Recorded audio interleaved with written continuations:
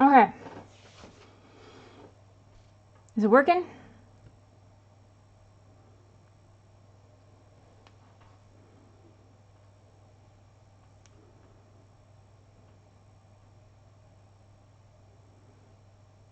Because it seems like for whatever reason the camera doesn't like the second USB port.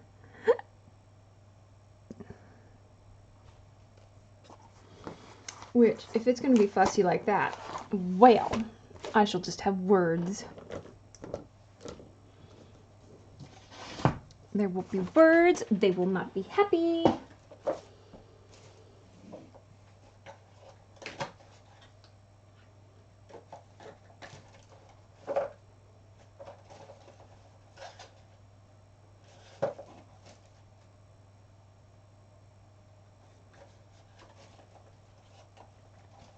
I hope we're on. I will be a sad little turtle if they are not. I will be the saddest of pandas.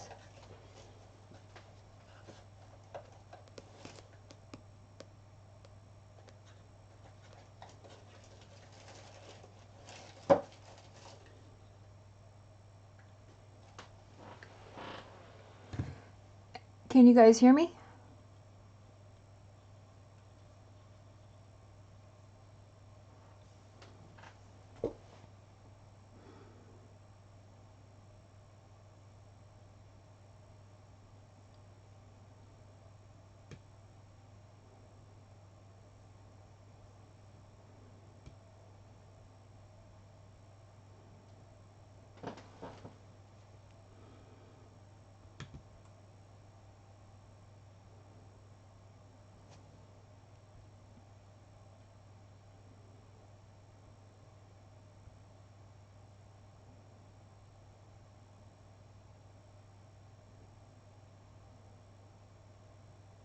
Okay, good.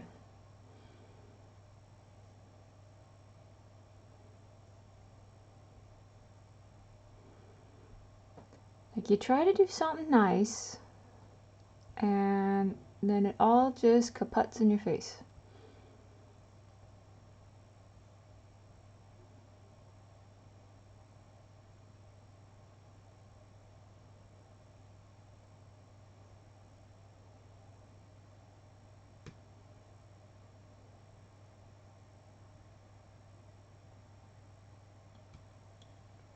I don't know. I don't know if she had an opportunity to...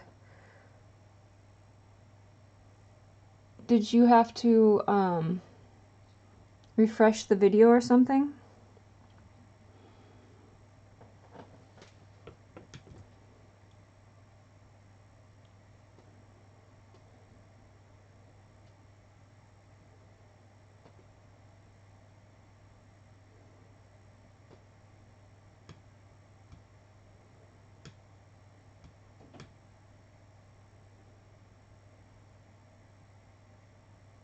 Yeah, you had to refresh a couple times. I wonder if she just needs to refresh.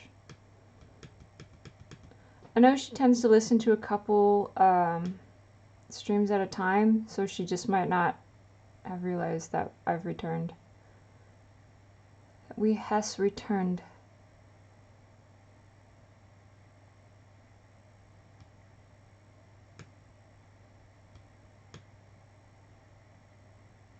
Hey, Suki! You missed out on our really entertaining technical difficulties. Liz tends to have them quite often, but she tries her best. Bless her heart. No, you didn't miss it. I just, first the stream wasn't, or first there wasn't any audio, and then suddenly video died, and then nothing wanted to work. So then I threw a little tantrum, and it eventually said, you know, it was sorry, it's been a long day, nobody respects it at the office, and I said, hey, you know, I get it, I do. We all have those days. We feel better now, and then we hugged it out.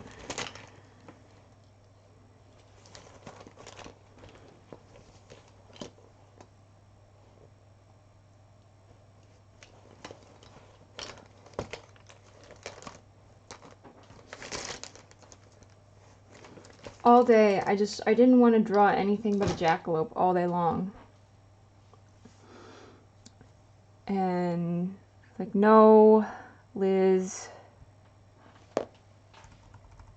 has to be something that exists. So I unintentionally started a debate on Facebook over whether or not jackals exist. Not jackals, jackals exist. Jackalope. I wanted to draw a jackalope. Jackals exist. Liz is just too dumb.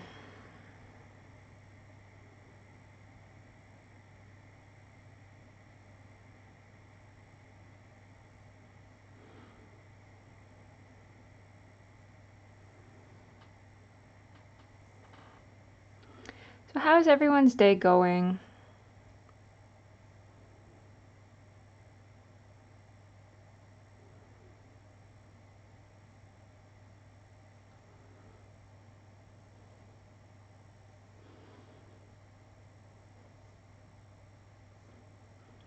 Right now I'm just trying to refine my reference photos.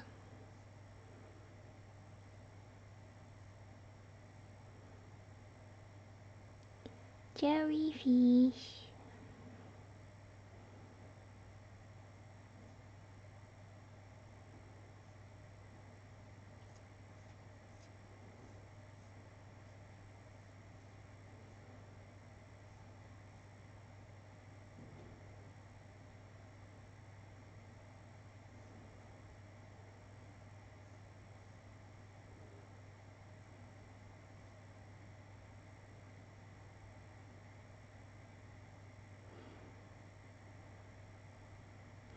Why is it watching jellyfish? Why is that so relaxing?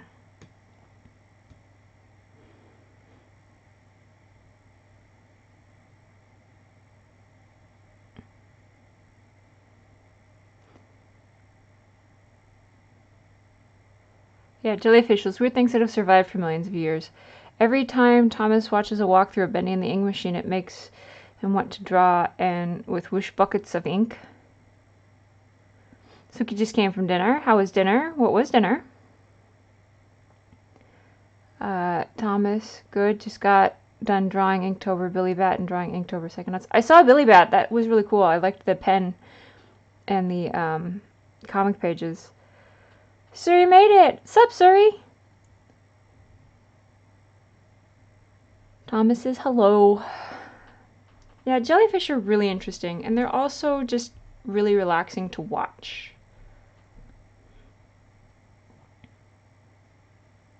Usually when they have like jellyfish aquariums or jellyfish tanks, I'll just sit there.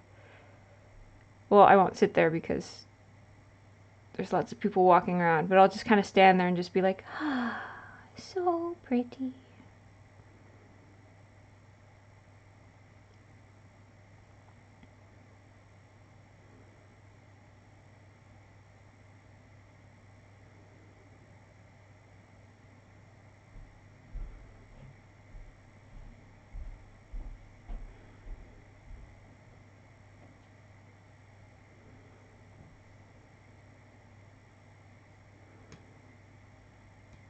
I would love to have a tank of jellyfish, but A, they require so much care, B, those aquariums are super expensive, and C, the aquariums require a lot of care. I just don't have the responsibility to do so, to take care of one of those.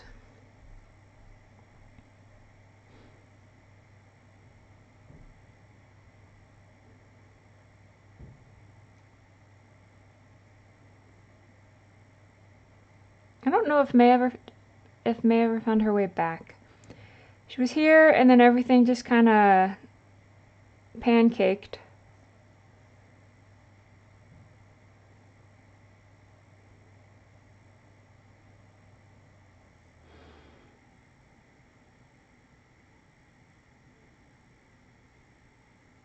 The manga of Billy the Bat is like a hybrid of Who Framed Roger Rabbit and Bendy and the Ink Machine.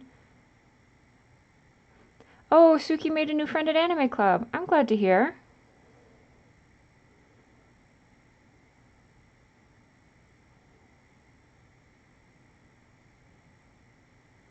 New friends are good.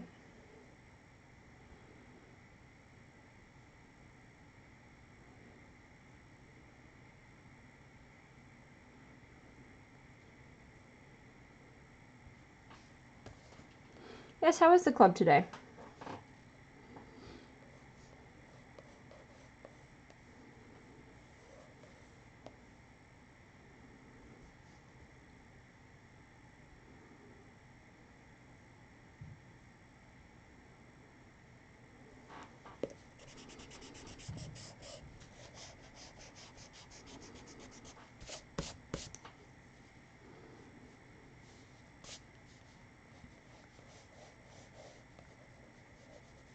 Anime club was kind of how I met the captain. We had a couple classes together, and she was kind of like, her and her sister were kind of like the presidents, vice presidents, co-presidents of the anime club.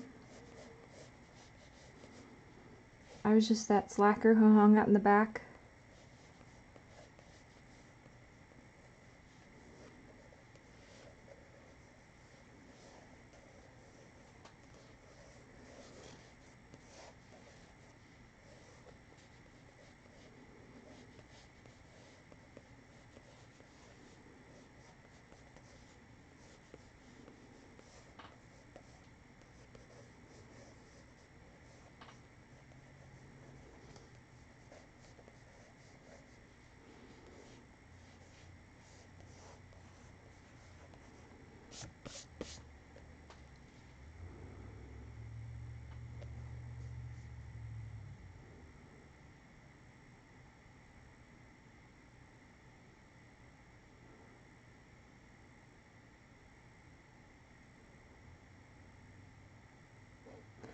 You watched Death Parade?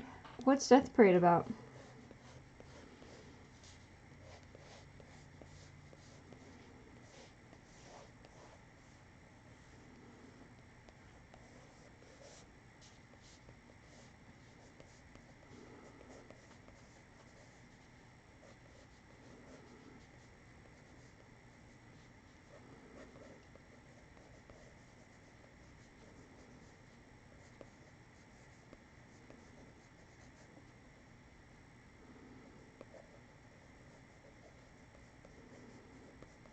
Oh, guys. I might be brave and try out my dip pen today. Oh, guys. I don't know. Can I be the brave little toaster today?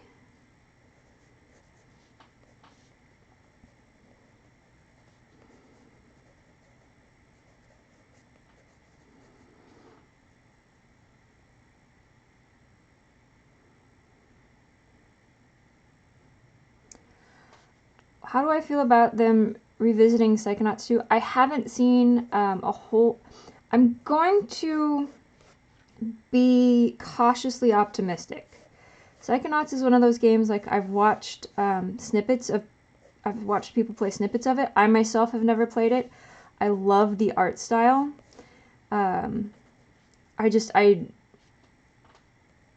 started playing it on my old gaming PC. I think I got it off of Steam, and then it shot craps, and I was just too frustrated to go back and play it again. Or to pick up from where I left off. So I don't have a whole lot of personal experience from Psychonauts. I just know I really love the art style and the design. As far as Double Fine going downhill, like, I don't know. Like, I really don't want Double Fine to go downhill. Like, I like their stuff. I really do. Like, that was a company I used to really want to work for. So I want Double Fine to succeed, I guess. I want this to be good. I think if they handle a sequel to Psychonauts well enough, like, if they, give it the time and attention it deserves. And I mean, the last game I played from Double Fine was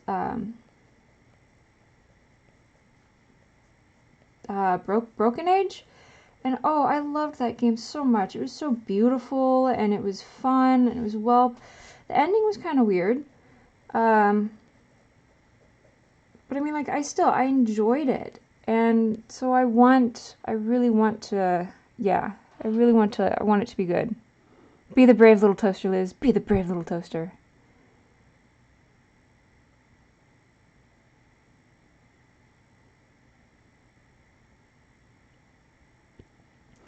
From what you could follow, it's about a bartender and he takes souls and determines if they're worthy of heaven or hell. Oh, okay. So we just got done listening to voice lines for Tam Kench not too long ago. Mostly looking for ideas at the moment.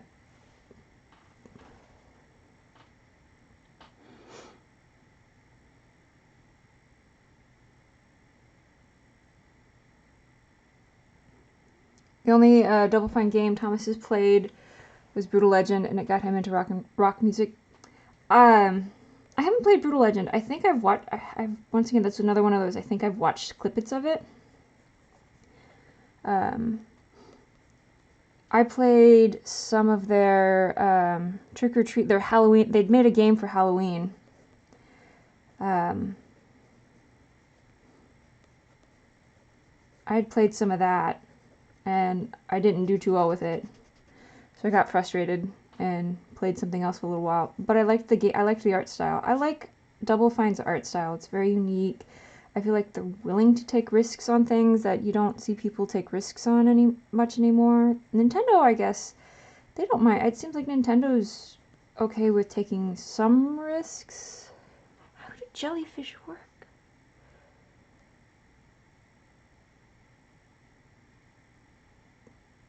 Jellyfish, how do you jelly?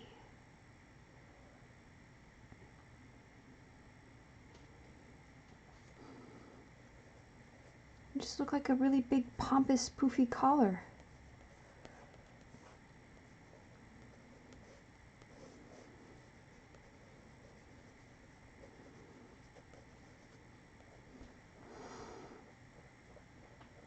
Costume Quest, that's what it was. Costume Quest was good.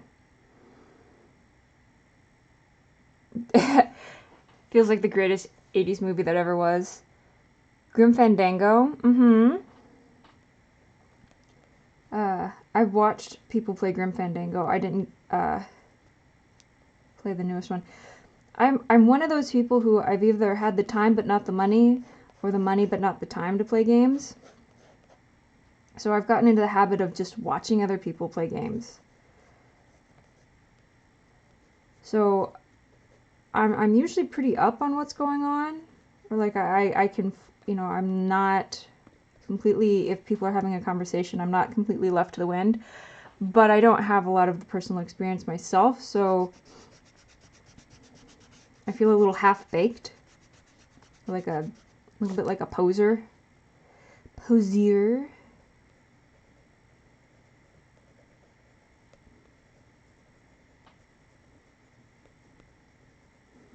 But I like games for their story and the characters more than gameplay anyway, so.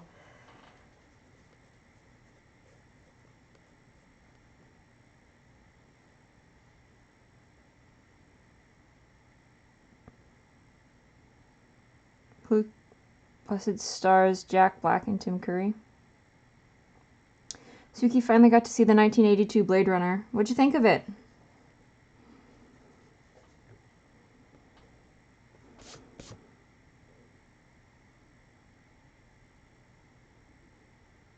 Oh, Frederator's gonna do something based on Costume Quest? I can see that. I could see the two of them, you know, buddying up and making something super cool with that. Costume Quest was such a fun idea. There was a, I don't know if it qualifies as a manga, or if just like the way it was printed it wasn't printed right to left. It read left to right, but the booklet shape and style was, and it hung out in the manga section of bookstores. But it was called I Love Halloween. Get you something you can actually read. Here we go.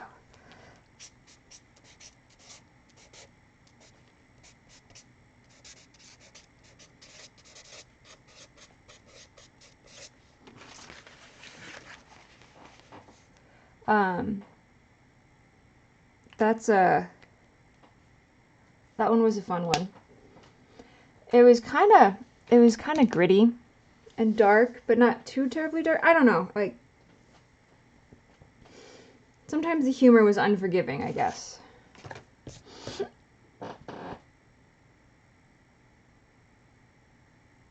Yeah, if they want to come.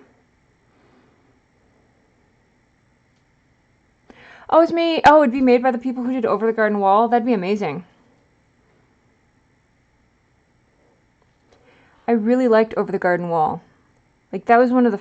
It's been a long time since I've had a film surprise me. Hey, May, you found us! My voice broke during that. What's up, May? But, oh, yeah, Over the Garden Wall is one of the... May's back. Back again. May is back. Tell a friend. May is back. May is back. May is back. But it's been a long time since anyone surprised me the way, like, Over the Garden Wall managed to surprise me.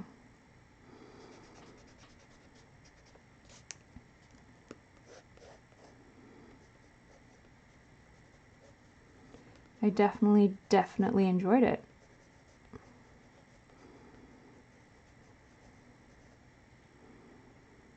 Just hanging out on Tumblr and DA.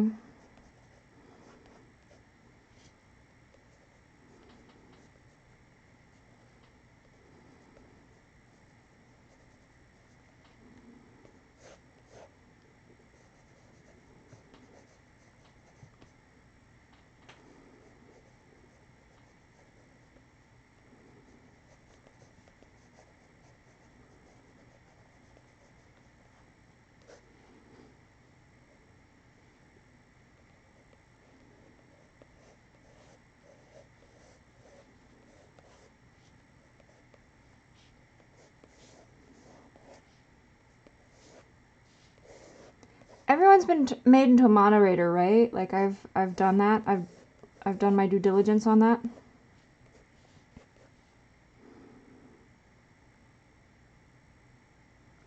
Sweet.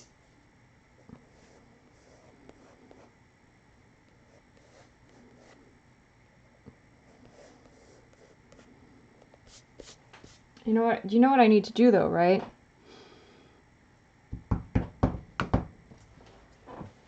Where'd my sketch pad go?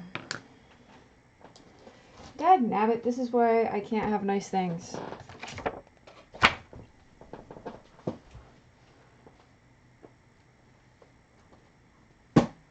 Seriously, it was like right... Oh, I know where it is.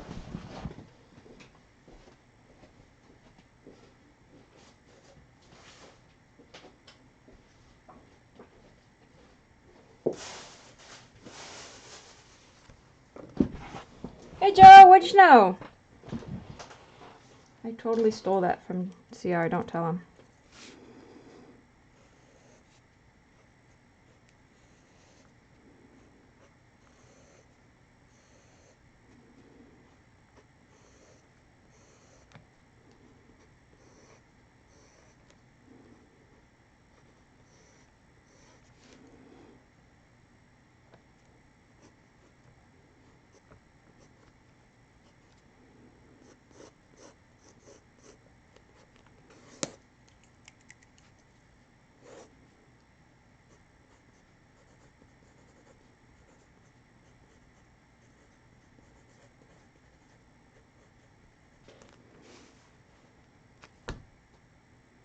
I'm proud of that.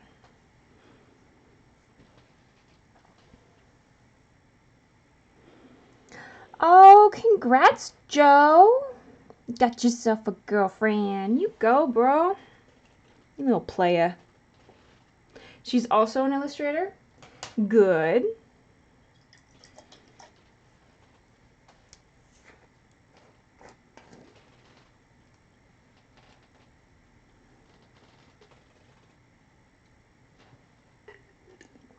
I'm very happy for you, Joe.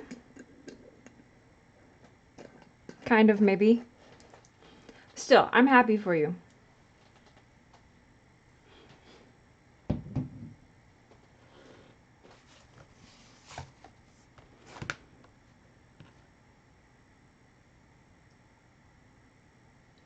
I'm just not a tabletop RPGer.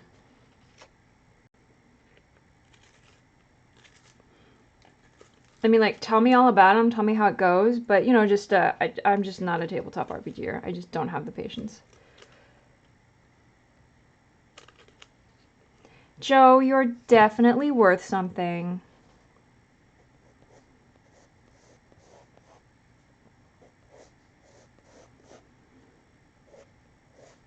We all knew that. We all know.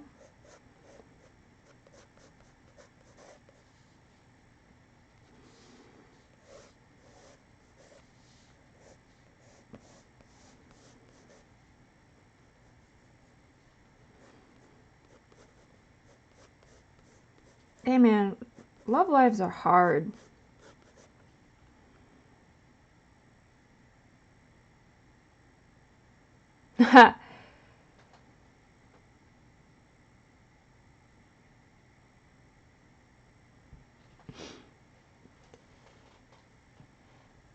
Oh, hi, Mark. Yeah. Oh, hi, Mark.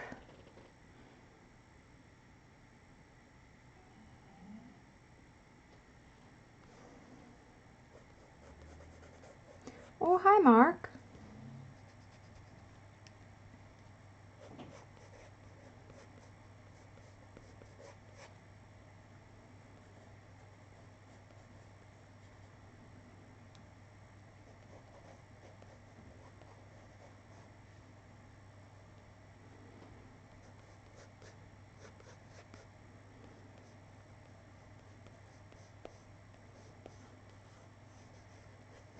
I got a kick out of, what was it when you were playing that game,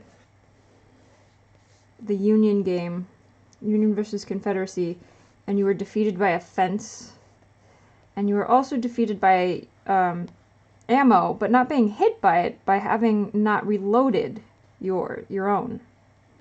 That was good times.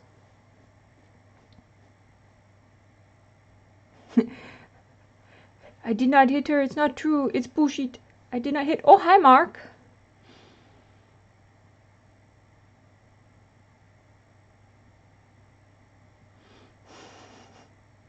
They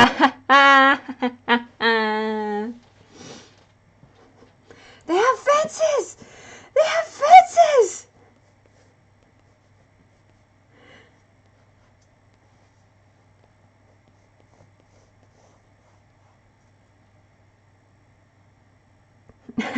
Fences are natural enemies of South Americans. Fence!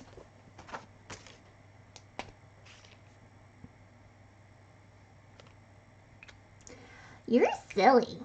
Aw, pickles. That's not what I wanted to have happen.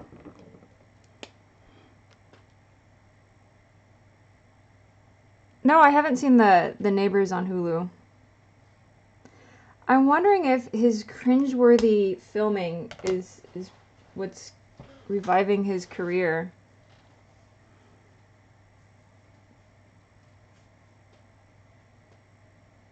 Make this a podcast? Oh, jeez. What do I have to do?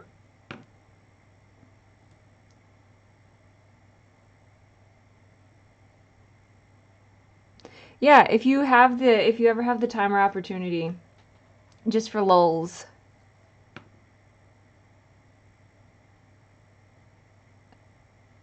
Yes, I am doing an animal. I'm doing alphabetical animals for Inktober. That was almost, but not quite, an alliteration. Wait. Oh, okay. That's where I want it to be. This is where I want it to be. Everything's where I wanted it to be. I just didn't realize it.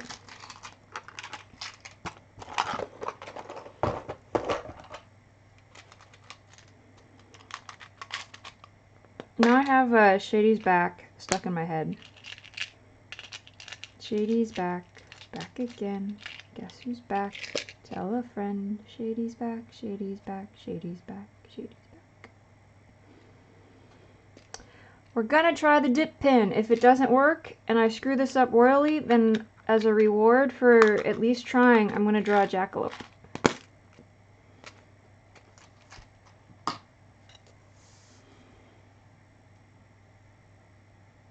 I am very confused.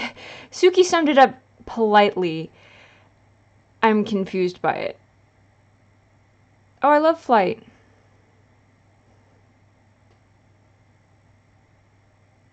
I think I've read the first 2 or 3 of Flight, and then I think it got too expensive for me to keep up with. Or I forgot it got printed for a couple years, like I didn't see it at my Barnes & Noble. And then suddenly, oh, hey, look, they're like on Flight book 90, and I'm like, oh, well, it's quite a bit of catch-up there, kid.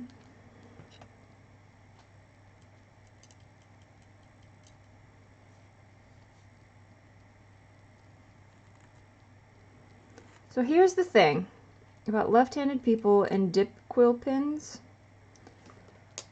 Right-handed people, what y'all do is you get to drag the pen along. Left-handed people, we typically have to push it along. And that is not very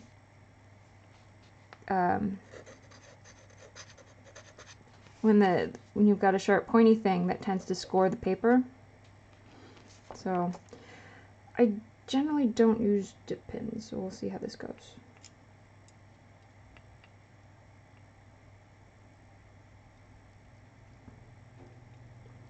And I'm sad, I don't have a pretty unicorn pen like the Mantis does. I thought about doing a Wendigo for W.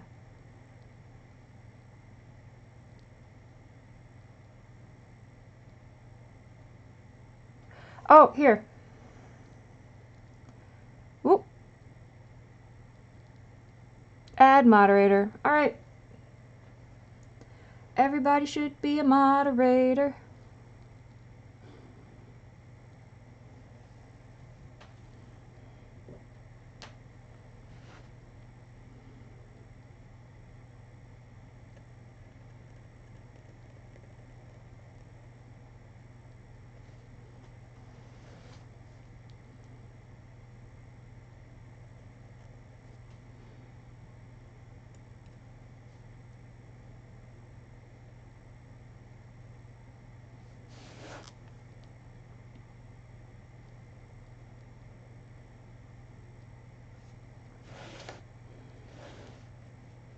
I'm focusing very intently on what I'm doing.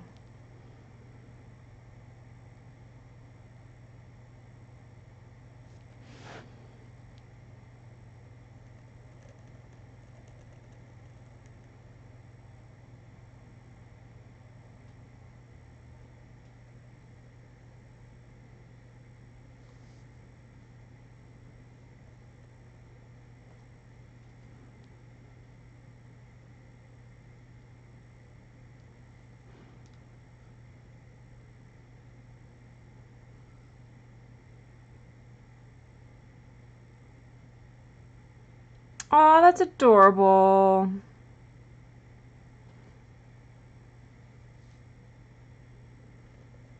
Mavis is adorable too.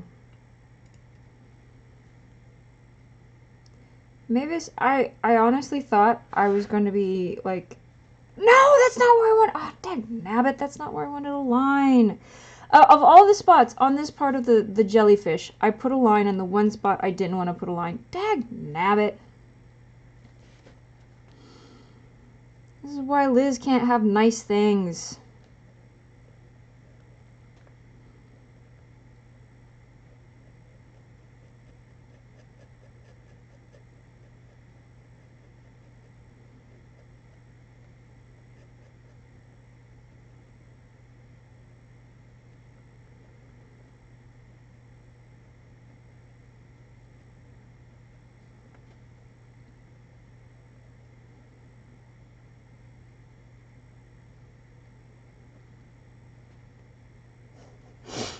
Liz, happy mistakes.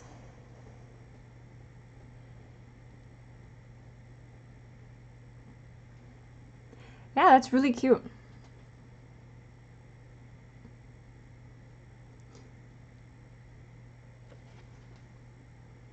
Liz doesn't do happy mistakes. She does dag nabbit mistakes.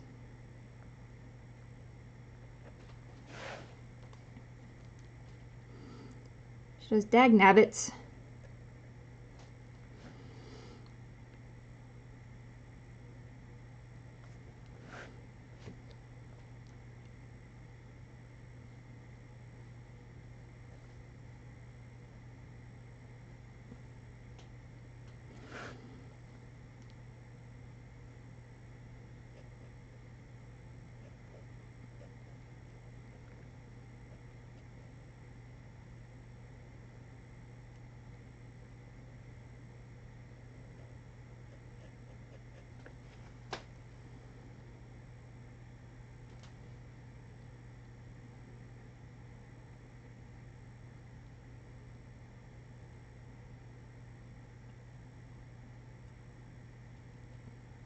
Mantis!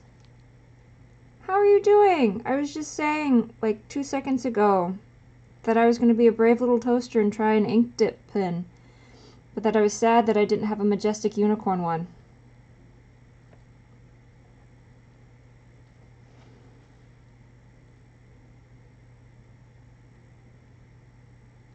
I wish it was a unicorn horn. No, it's just a little dip pen with a grippy on it.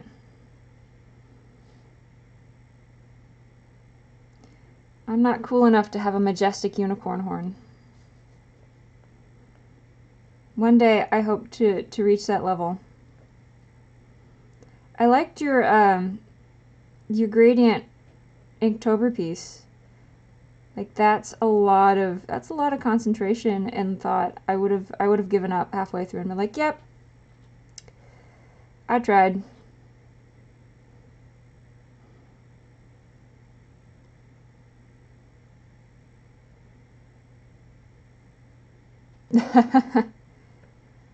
Those are all good traits to look for in a companion.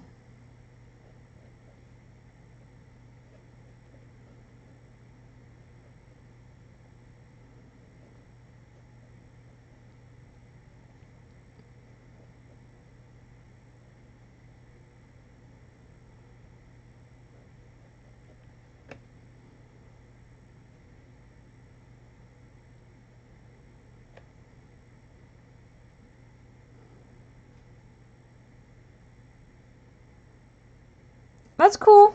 That's cool, Mantis. I'll probably be here. Oh, it's 10:20 already? Oh, snap. I'll still be here. Inktober waits for no woman or man or man-child or man-bear-pig.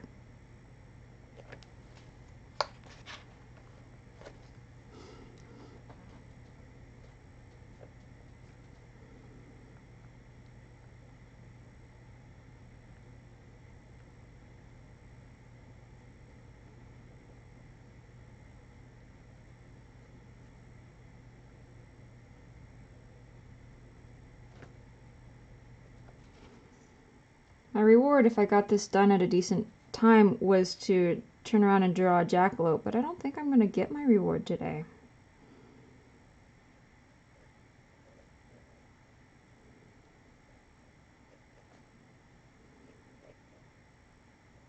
I tend to turn into a pumpkin at about 11:30, 12 o'clock.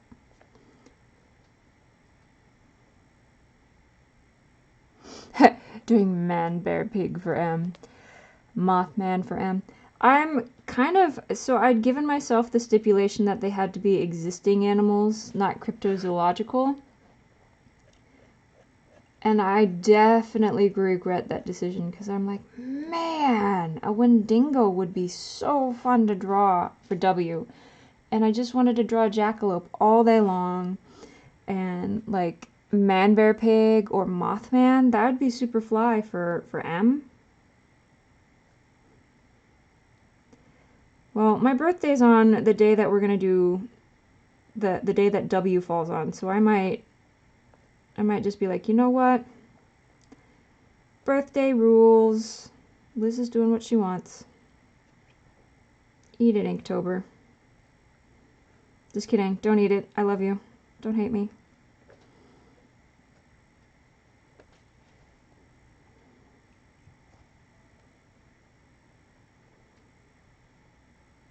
I'll go prove that it exists.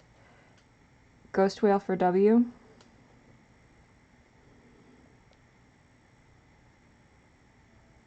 Yeah, I haven't planned out that far ahead.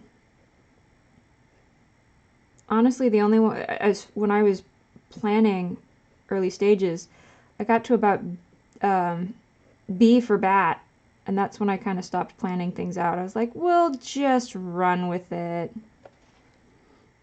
So that's what I like to see what everyone. I say it's all right, guys. I have it. I have all this stuff figured out. What do you think I'm gonna draw? And then I'm totally just gank someone's idea. I'm like, yeah, that's totally meant to draw ibis from the beginning for I. Definitely was my plan.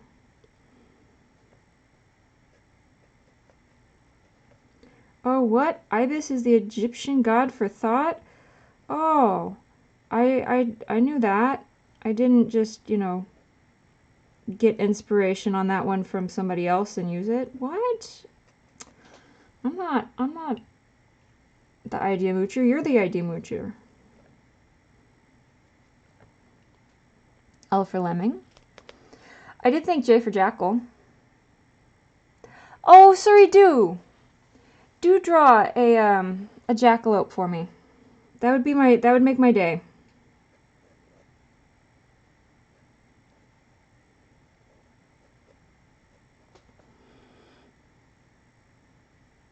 J for jackal. Oh, kiwi. Lemming. I actually did some looking and I've got an animal for X planned out. I don't know how I want to, I've got an idea on what I want it to look like or what I want it to do. Now, if my hand and my brain cooperate, we'll see.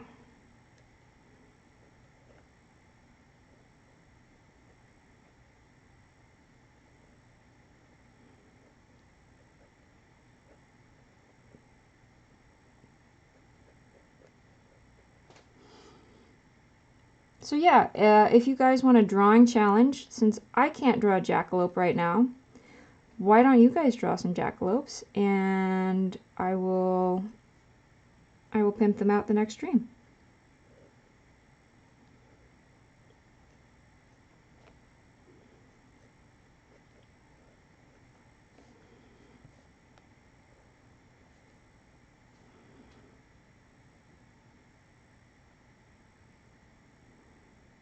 M for mute swan, M for Mankey, S for snake. Flesh-eating jackalopes from Deadlands. That sounds like a pet I would want to keep.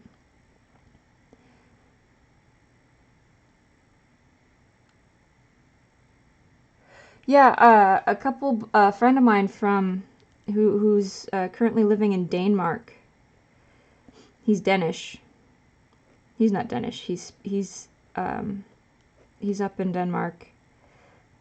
He recommended some Danish letters for me to use since the English alphabet only has 26 characters. And they were basically like eel, trout, but with the unique letter. I was like, I don't even know how to make that on the keyboard. I don't even know what that sounds like.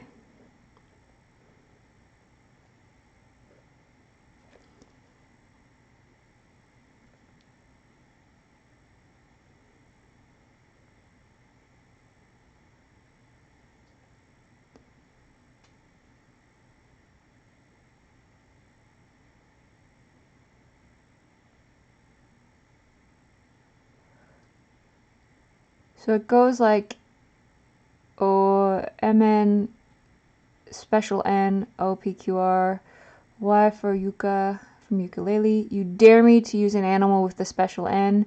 If you can tell me an animal that uses the special N in their name, I will be more than happy to draw that critter. I will gladly accept that challenge.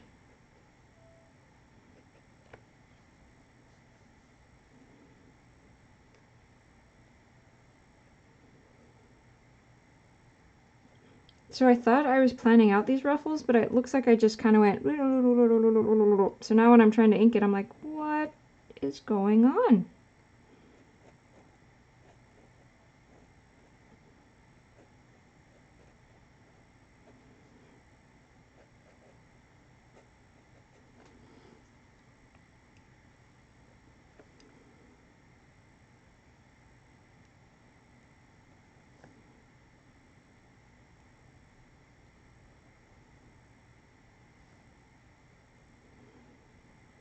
But I do my best. Because there are no mistakes. There are only happy dagnabbits.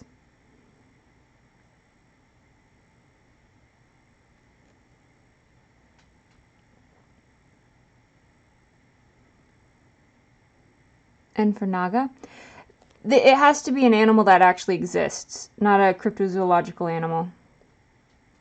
The special N is basically like nya or new or nye.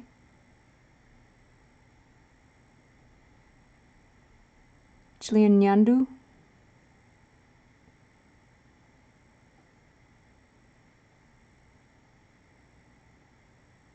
Nagas exist. Is it the Naga? Is that the human with the snake lower body?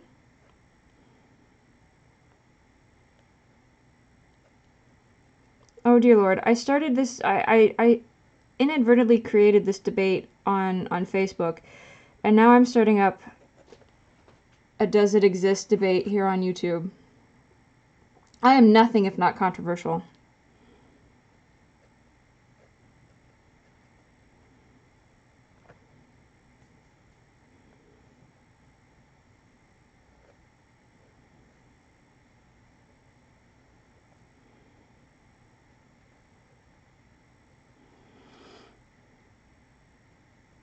Yes, okay, that's what I thought. Okay, Indian Nagas are full-size snakes with arms. I know, I really want to, like, I'm finding myself every once in a while wanting to just be like, but I want to draw the cryptozoological buddies. Maybe that'll be November.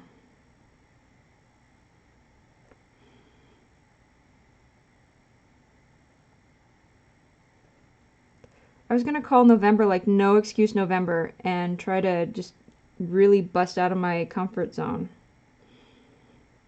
But why do that when I can just draw cryptozoological buddies all month long?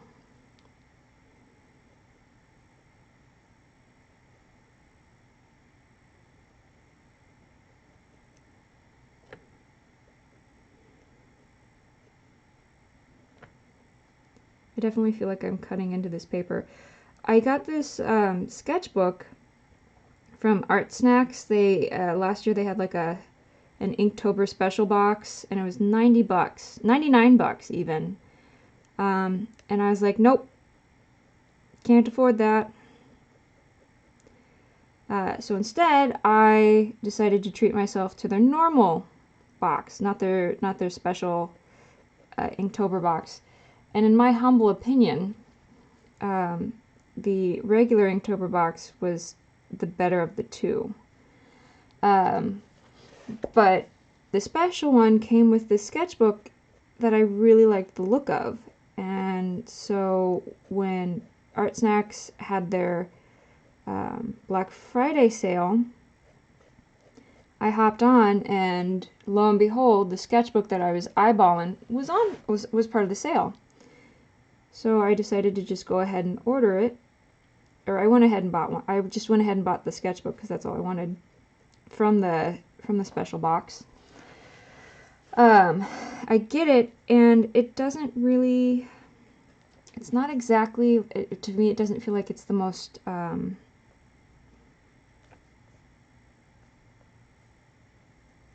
enduring of papers. Like, you'd think a sketchbook for Inktober would be something like the render books. For those that don't know, render books are really like their claim to fame is that you can use just about any medium on them and they don't bleed. Like, it might, of course, depending on the medium and how you use it, it might bleed through to the back of the page, but it's not going to like stain the pages behind it. So I was expecting something along those lines. So imagine my surprise when I do an ink wash and everything just starts to buckle. Like, well, that's okay. It's not like I was fond of that drawing or anything, when actually I really was. But hey, denial is more than just a river in Egypt. So what's going on in the chat? I haven't looked up in a second. Yeah, Jackalope's just a bunny with oh, I've got to scroll back up. Jackalope is just a bunny with antlers.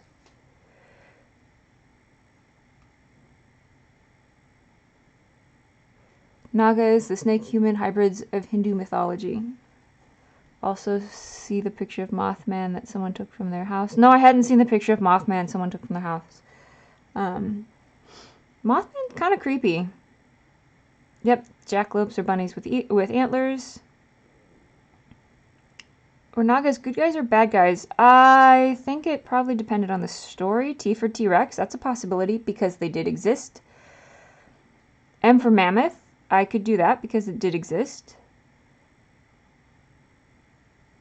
Go ahead, Joe. Do monsters and scary things from movies. You don't get better at drawing unless you do it. What did Shia LaBeouf once say? Don't let your dreams just be dreams. Don't let your memes just be memes.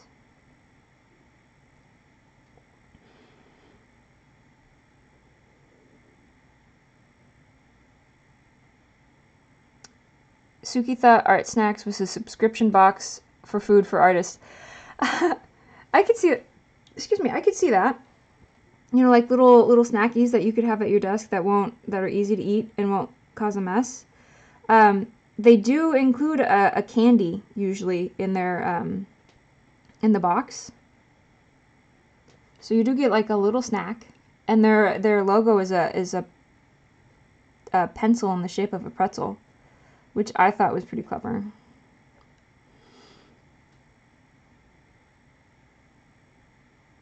Okay, for Komodo.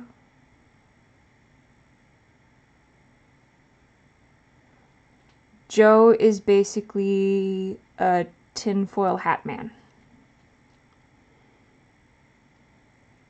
I say that with all fondness because I myself am a tinfoil hat person. I think that stuff's so fascinating. Aliens scare the bojangles out of me, though.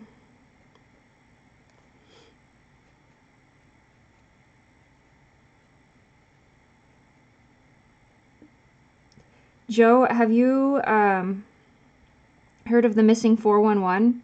Oh, guys, I love the missing... it sounds weird when I say it. I love the missing 411. Like, that's such an interesting topic. And I can't do it service right now because I'm impressed. I'm making words that make sense while I'm focusing on this. But it's basically a large sum of people have gone missing in national parks and forests and stuff across the U.S. And they're disappearing in really like suspicious or you know, odd ways. And I know you're thinking to yourself, wow, people go missing in a forest. Whoa, no kidding. Well, first and foremost, the people who go missing, not all of them are like amateur hikers. Like, it's long-term hunters who get lost in woods that they've lived their whole lives in. You know, they, by all rights and purposes, shouldn't have disappeared. Or, you know, kids who go missing within 10 feet of their parents in in campgrounds where there's nobody for miles. Like, when they called the police to come help them out, it took the cops 2 hours to get to them. And they were in an open clearing, so, like, it's not like the kid could have been snatched up. The missing 4-1, super interesting. The people are found, if their remains are found, they're like in odd spots that don't make sense. Sometimes they just find their clothing. Clothing has been set out like in weird spots, just folded up nicely. There's no sign of animal attack. There's no sign of, they called it human predation. So it didn't look like, you know, a stalker just came up and grabbed them. I saw the word raccoon dog real quick when I glanced up.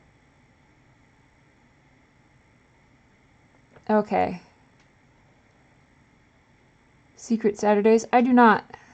By the way, if the alphabet has 26 and October has 31 days, that's when I'm going to start doing the special characters from my friend who was looking up. He sent me some Danish characters. And that will also be when I would do the special, the N from Chile.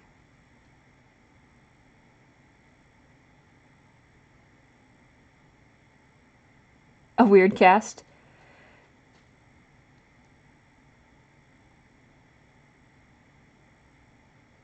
Oh, a Tanuki. That would be cute. For R, I kind of want to do a red panda.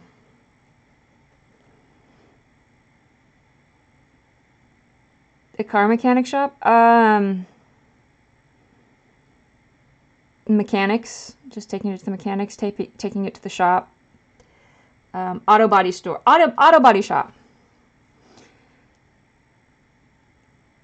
Your money is on warping. That's a possibility. And what I really like about this gentleman, he's a retired police detective. So, you know, he's a retired police detective. You know, he's seen some crazy stuff in his days. But he doesn't, like, he doesn't give theories. He doesn't, like, theorize on what he believes happens. He just lays down the facts, and they're real fascinating. He has a documentary out. I rented it on Amazon Prime. I forked over the, $3 or $4 to watch it on Amazon Prime. I highly recommend it, Joe. I think you would enjoy it. It's a really, really interesting series. He has like 6 books.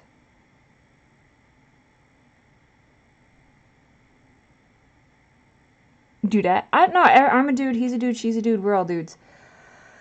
Oh, Joe, you're wanting me to figure stuff out. I think I've heard of a maned wolf. Yeah, car shop, auto body shop.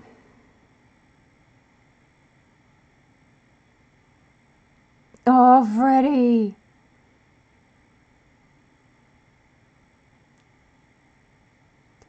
I say I take my car to the dealership to get worked on, because I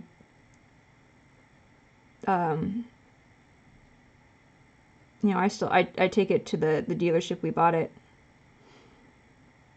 We've known the guy there for like 37 years. He's not gonna screw me over.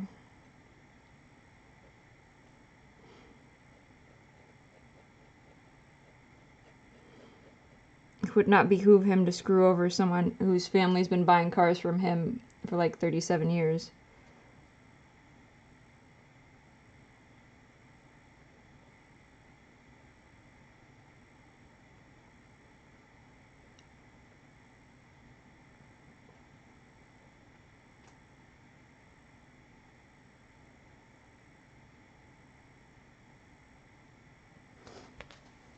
Yeah, I think... Alright, Thomas, I'll do M for maned wolf. Joe lived in a house where abortions were performed and ghost babies are creepy. I would imagine so. Joe's got a bunch of creepy stories from Chile. Okay, Joe, so how about this? On a day that I'm not crunched for time on my Inktober piece,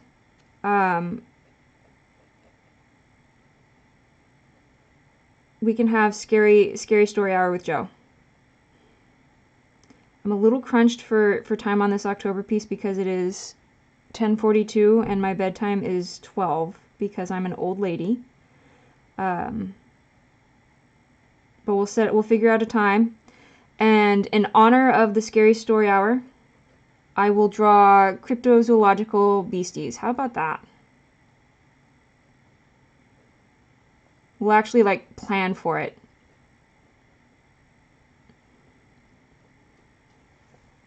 I like that idea. I like the idea of having it all set up and planned. And then that way, like, I'm not having to figure technological stuff out.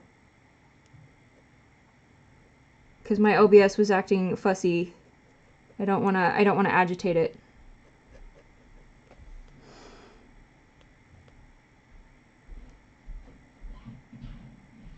Creepy is all out.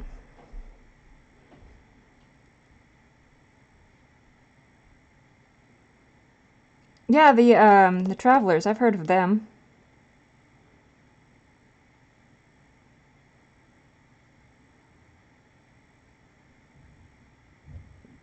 There's like a guy, he was on a plane. He was going from somewhere to the other, and like when they were checking, he was going like, what was it? He was going from, I think he was going to or from China.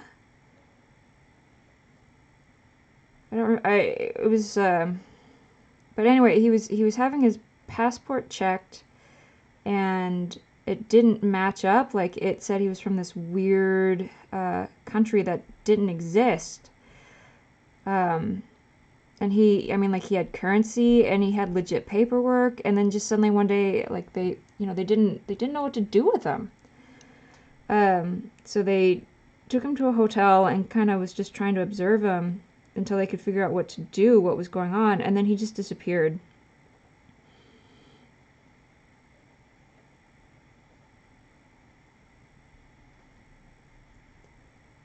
Yeah, the man from Torrid. That's it. Not Torrid. Torrid? That guy. Joe knows who I'm talking about.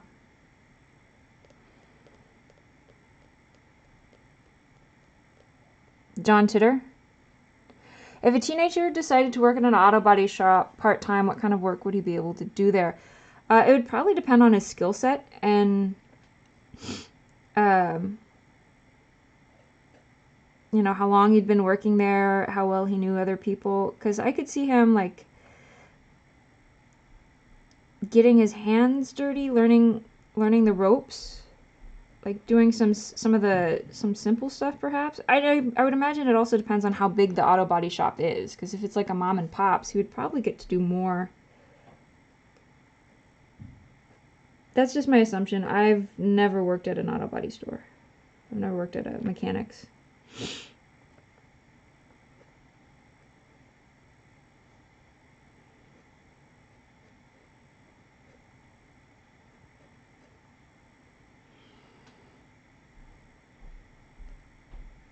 Hi, Hype Monster!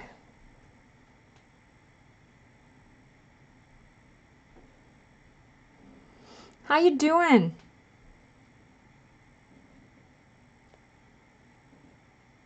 My name is Liz. I'm the one with the microphone. Now I'm feeling all like self-conscious. I'm the one on the microphone. I'm drawing a jellyfish. We have lots of buddies in the chat today. I'm very excited.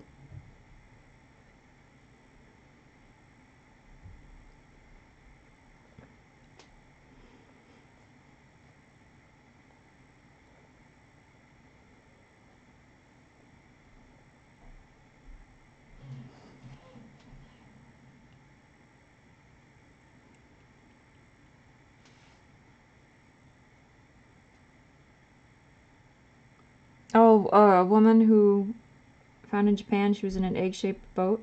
Yeah, that's a weird one. And then what was it? There was like the story of the green children. I think only one of them survived. Like, there were these children who had this really weird green tint to their skin, and they didn't speak the local language, and they were scared, and no one recognized them, and the poor things were scared. I think only one survived.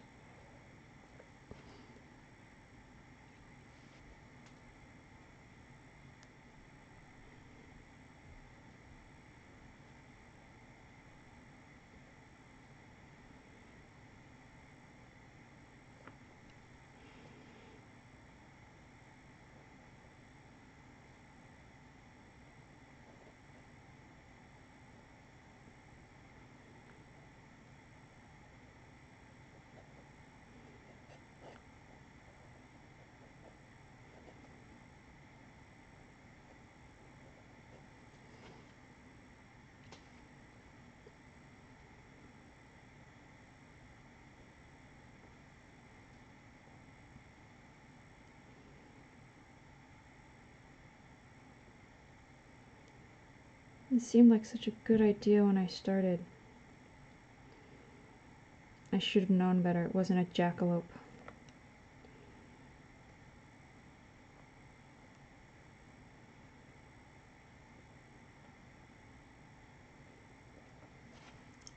Gone with my gut.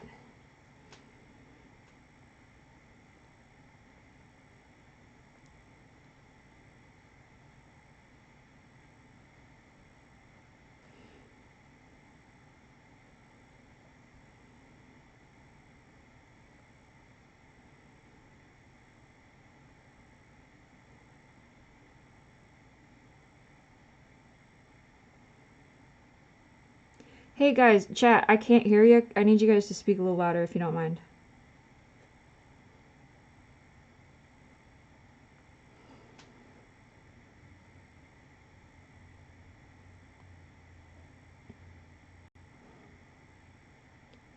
Oh, thank you. Welcome to be here. You're an illustrator from Chile. Am I saying it right? I'm gonna pretend I am.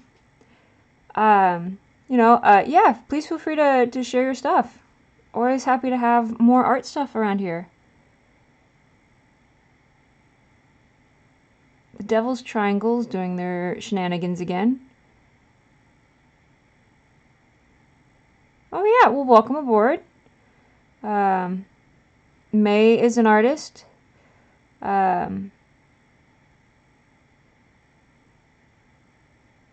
If they made a movie based on Green Children, it would be like Gravity Falls meets Grave of the Fireflies without the war. I haven't seen Grave of the Fireflies because I heard it's really sad. I don't want to have emotions when I watch a movie, dagnabbit. I want explosions.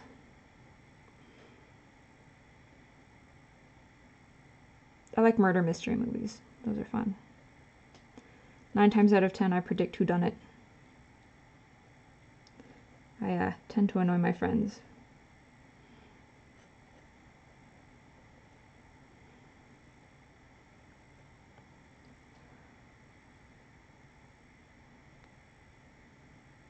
Japanese mythos are creepy. I believe it. Like, they're intense. What's the one with the elevator? That one's kind of creepy.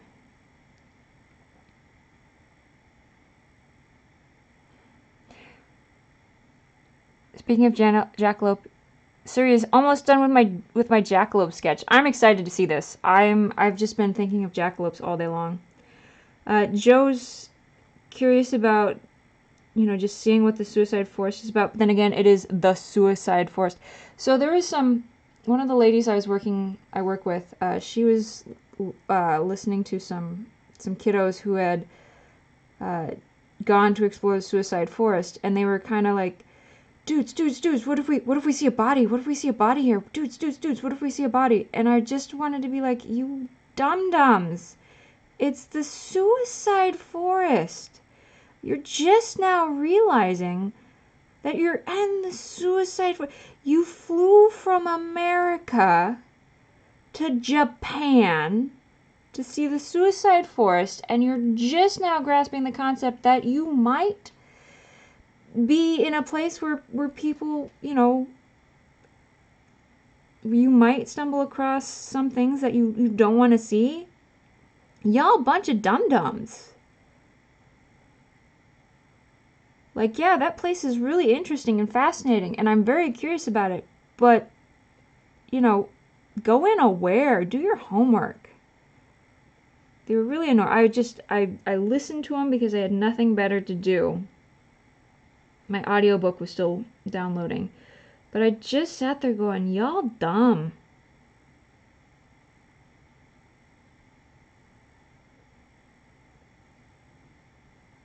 And then they were doing those stupid mistakes that people do in horror movies where that end up getting them killed. And I was like, yep.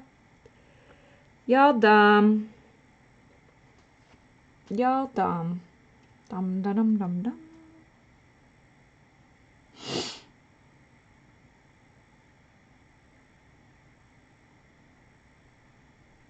Okay. A lot's been going on while I was working on ruffles. Series almost done with my jackalope. Joe wants to do the forest. Japan always comes up with weird and creepy stuff. Here are the masters. I think that's just a study of, like, fear. That'd be, there are a couple really fascinating videos online that discuss, like, why those things are so scary to us.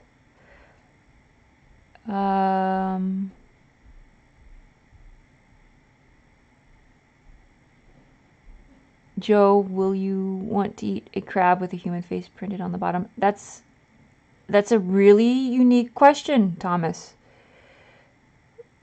Ms. Hype Monster has shared her Facebook. I'm going to copy and paste that to enjoy once the stream has finished.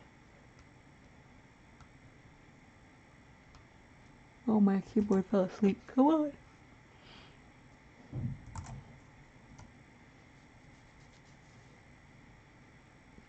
Oh, I like it. I know I said I will look at it further after I've done the stream. Because I want to check your stuff out. That looks pretty cool.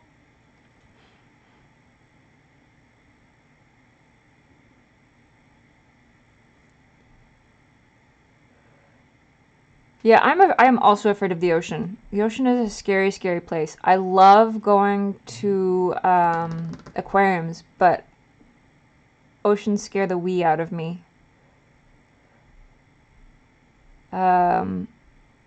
Thomas is allergic to shellfish.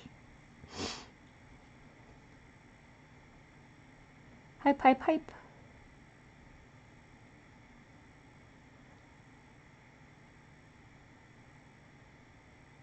Though one of the Japanese myths might have inspired the Matrix red and blue pills. How's that go? I don't know, Suki. Shellfish, not that great, not that delicious. I like to refer to shrimp as like the ocean's cockroaches. Joe, that reminds him anytime he plays war game, he goes to the forest area and say, "Which is that you?"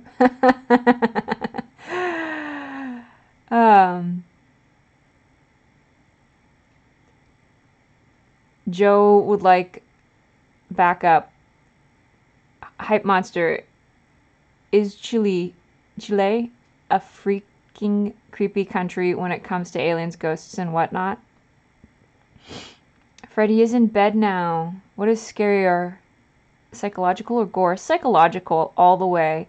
Because gore, 9 times out of 10, they overdo it to the point where it's stupid. It's more of, they're going more for like a reaction. Psychological, when shit gets in your mind, like that's when bad, I don't know, like when it gets in your mind, it can last a lot longer.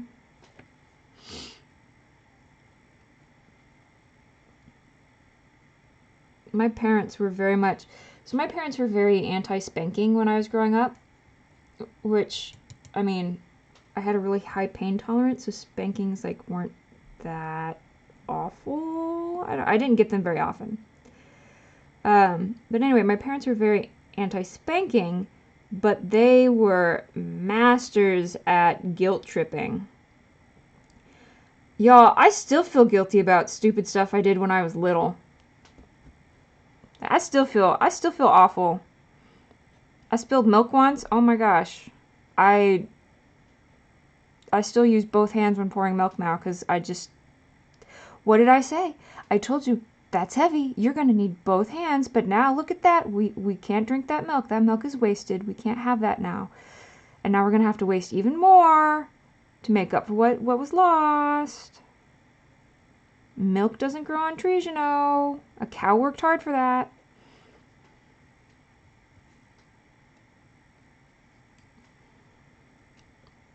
Guilt trips, man, they last forever. That is not a short ride.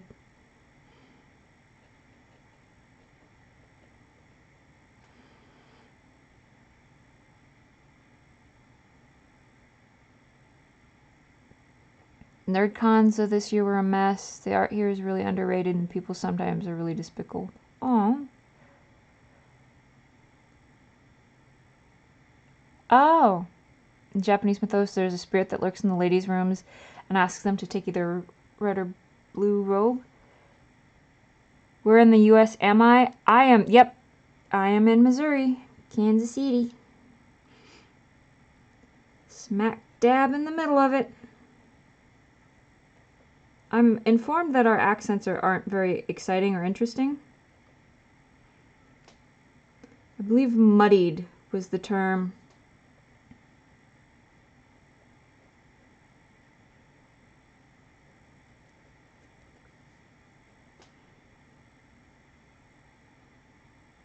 Last con you were at, the artist alley was super small. That's disappointing. The artist alley is my favorite part of a convention.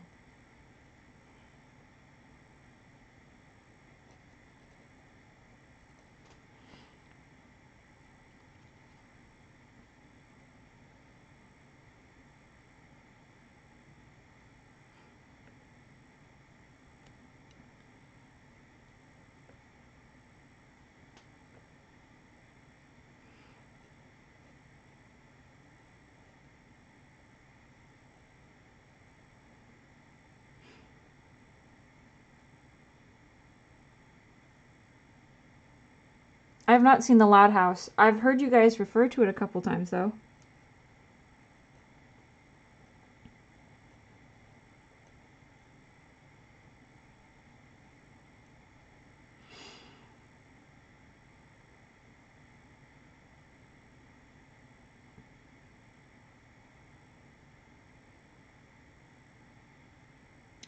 The only good thing about the convention Joe was at yesterday was his waifu. And the fact that he bought them kimonos.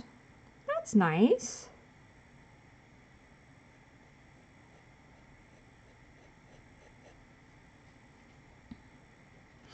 The last convention I went to, the only reason I wanted to go was to get Ron Perlman's signature.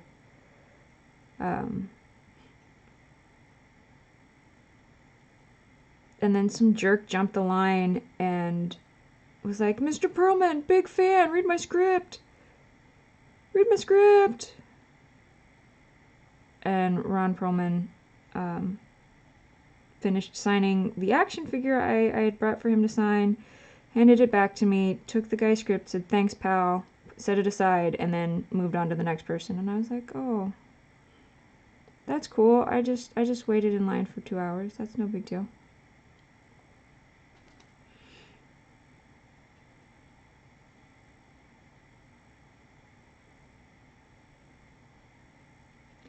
And then we waited in line like for 3 hours to see John Barrowman, and I don't know, he must have had a bee up his bonnet.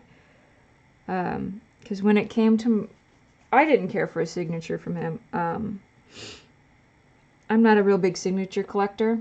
Usually if I do get a signature, I want it on like an action figure or something like that.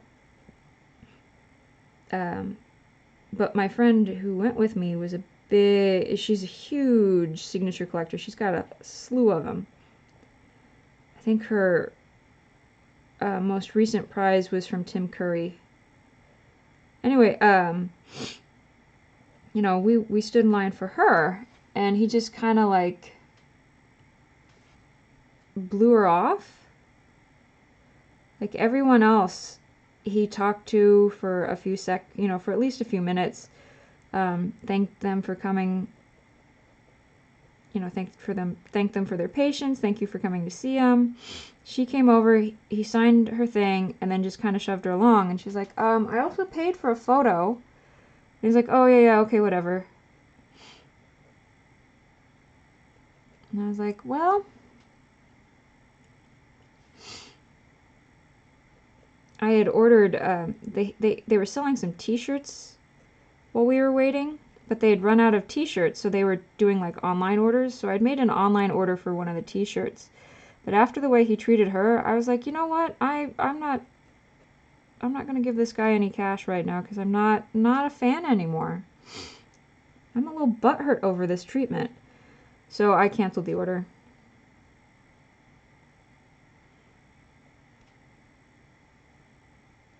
That's not usually like me. Usually I would just be like, well, that was rude and call it a day. But I was like, no, John Barrowman, you're better than that.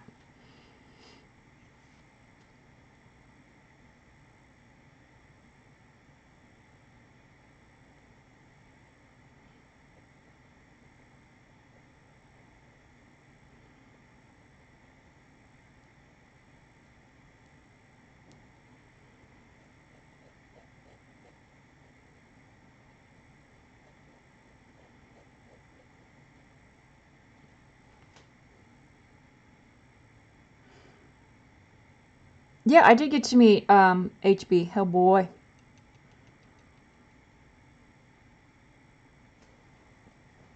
I do. I think Pinocchio would make a pretty solid horror movie. That worked. That's pretty cool. I don't know who those characters are, but they look. Oh wait, I do know. I do know.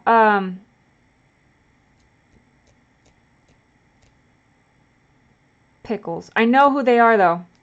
They're from that classic anime movie. It's not Tsubasa.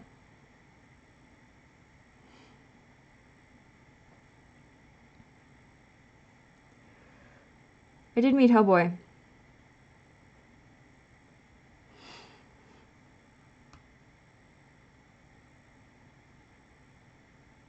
Tetsuo, yeah.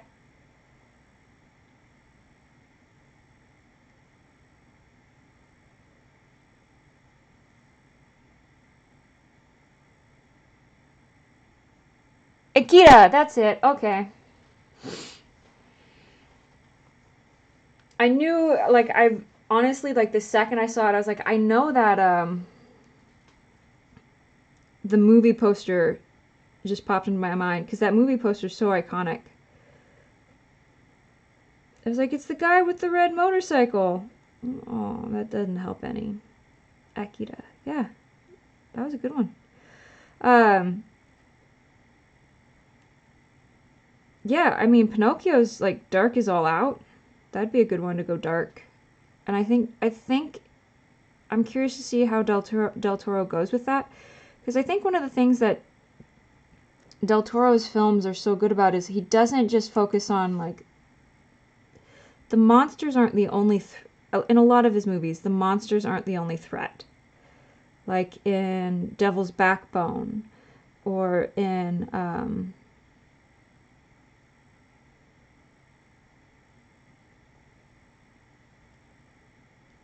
oh, jeez. Dagnabbit, it just escaped me.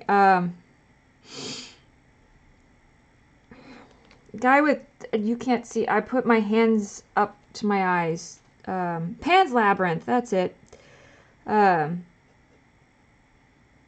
in those films, like, the monsters aren't the only threat. And all things said and done, like, the monsters aren't the worst threat in the film. Like, he hits scary on all kinds of successful levels.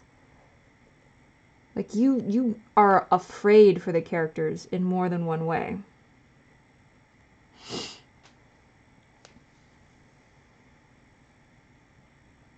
Yeah, Devil's Backbone.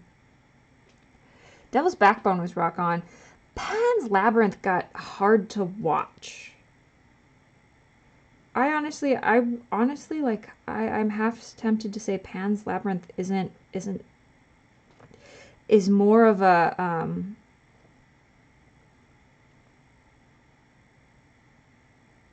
war film than it is fantasy, or at least as much of a war film as it is fantasy.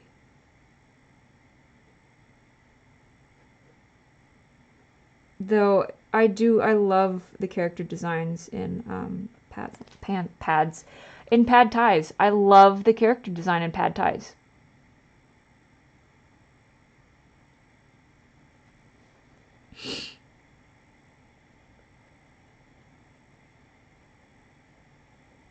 Don't you love Pad Thai character designs?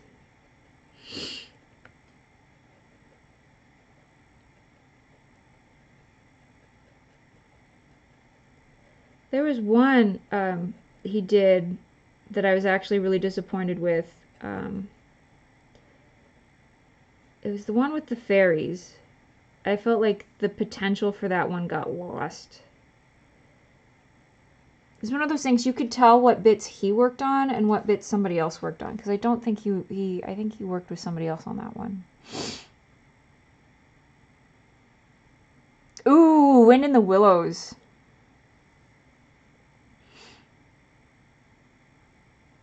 Yeah, Pan's Labyrinth is a fairy tale painted as a war film. I don't know. I think it's a war film painted as a fairy tale. Yeah, I read a little bit on Del Toro's life story. His life was scary. His life was scary and rough, dudes.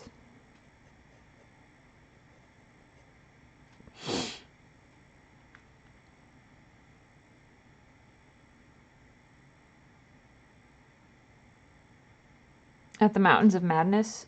I don't know that one. I'm not familiar with that one. I would love to see what Del Toro does with a Disney movie.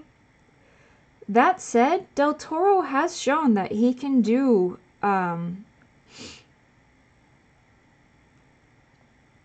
more like kid things. What was it? Troll Hunters. He worked on that, and like I've heard nothing but good things about it. So it shows like he's a well-rounded creative man.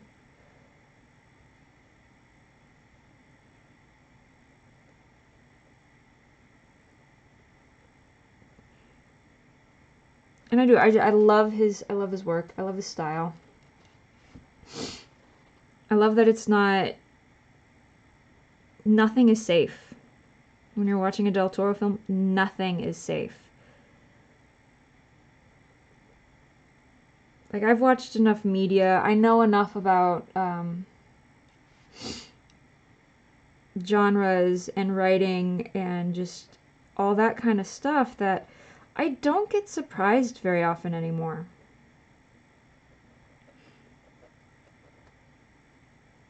So when there is something that does surprise me,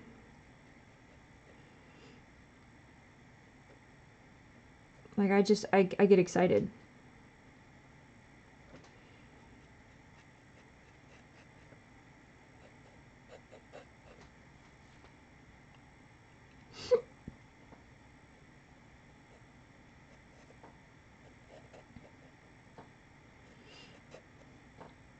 And that's what Del Toro tends to buck the genre traditional, like this is how this story should go. This is how we get our happy ending. And Del Toro's like, no, this is how you get the ending. This is how you get the right ending. What's the movie he's got coming up now about water? It's basically Abe Sapiens, like origin story. I realize it's not Abe Sapiens' origin story, but I mean,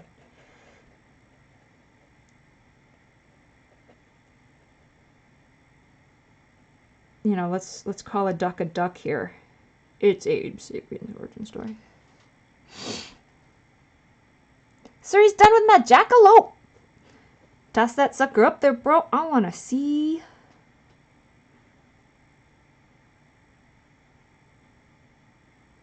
Could I imagine if Disney did an adaptation of Dante's Inferno? I could imagine them doing that old school Disney. You know, back when they kind of got away with more stuff. Like we wouldn't, you know, a lot of things just wouldn't fly now.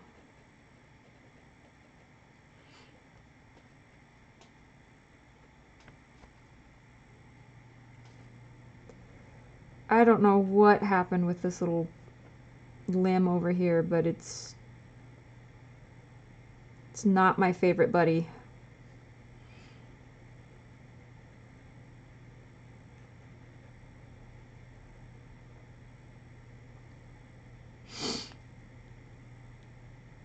Jellyfish are supposed to be pretty and flowy, and I gave mine a ruffled jacket.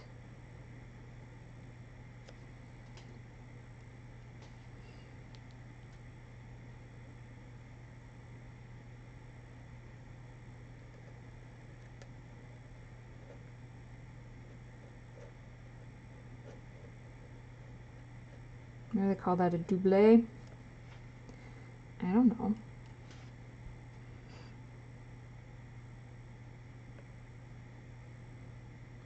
I would love to see Del Toro do a Stephen King book. I would love to see someone do a, and I say this like I've seen The Shining. I've never seen The Shining. I have rented it many times. I have started watching it many times, and every time I fall asleep before they even get to the dang hotel. So, while I have never seen it, I have listened to the audiobook. In fact, I finished listening to, that's what I listened to last week.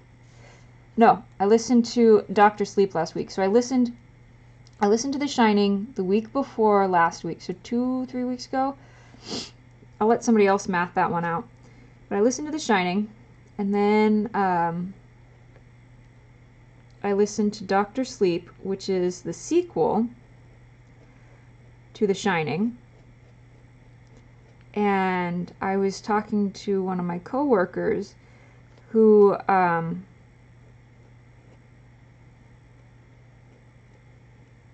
he had seen both the movies, but he hadn't read the books. And so I was saying, like, so how creepy was the scene when this happens? And he's like, oh, that wasn't in the book, or that wasn't in the movie. And I was like, what? But that was the most successful, scary scene in the whole gosh darn book. I don't scare easily, especially when I'm reading. But I was legit like, oh, that's a no-go. That's a no-go. So I honestly would love to see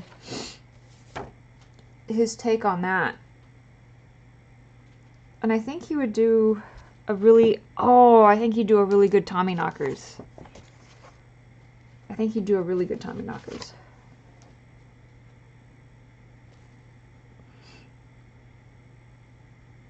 May's read about Cthulhu, the Elder God. He's pretty creepy. Oh, I love my little jackalope!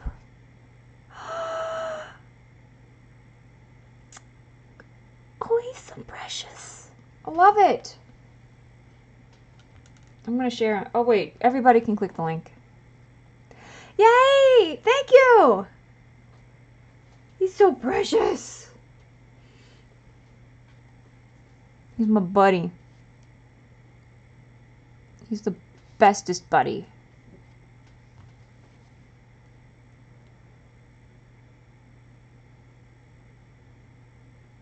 May read about Cthulhu. Oh, Call of Cthulhu. Oh, sorry, I thought we were talking about H.P. Lovecraft's Cthulhu. I haven't read Call of Cthulhu. I'm not familiar with that one.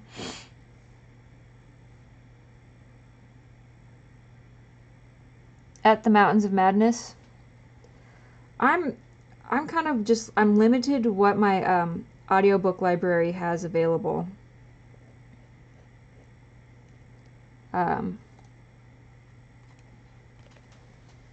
Because I'm using Overdrive.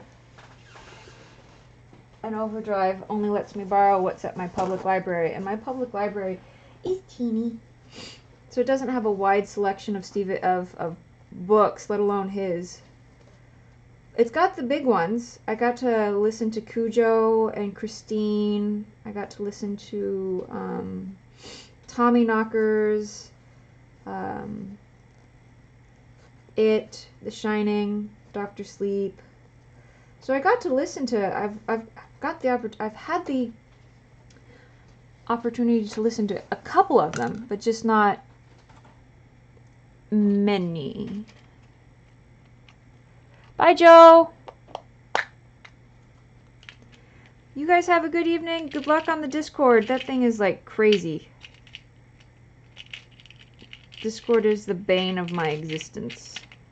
Not really. There are other things that are more Bane-worthy. It's just Discord is the frustration of my evening.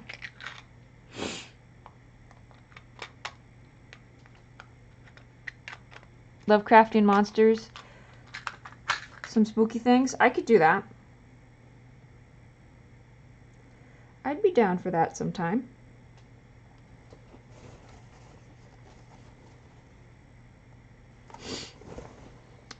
Call it the spooky stream or something. See how many of our buddies we can get.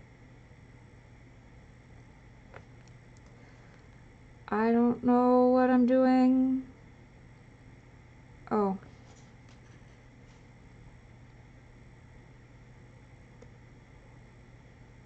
That other pin nib, I was just going to be here forever. So I thought I'd try this pin nib. And now it's too thick! No! Dagnabbit!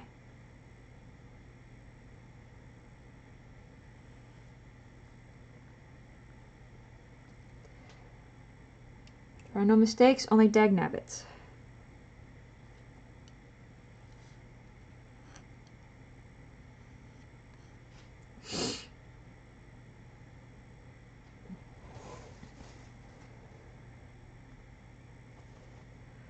Any odds of this being your actual birthday is low, so consider this more of a joke than me saying it.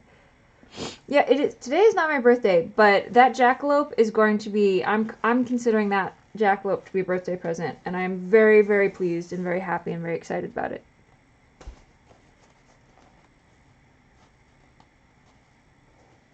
That jackalope is the highlight of my week.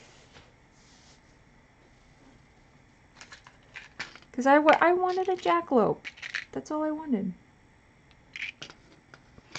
I would love to have a stuffed jackalope. Someday, I will take this jackalope's photo and I will say, see this jackalope? If you could taxidermy a jackalope that is cool like this one, that'd be swell. Gee willikers, that'd be swell.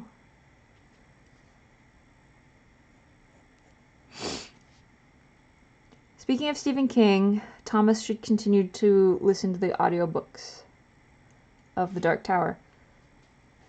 I've heard many, many wonderful things about The Dark Tower. Not the movie per se, but I've heard many wonderful things of the book.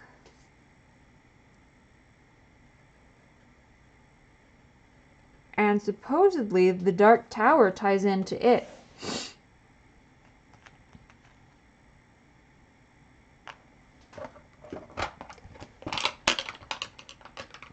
It has references to Tommyknockers, or Tommyknockers has references to it, which is pretty crazy, right?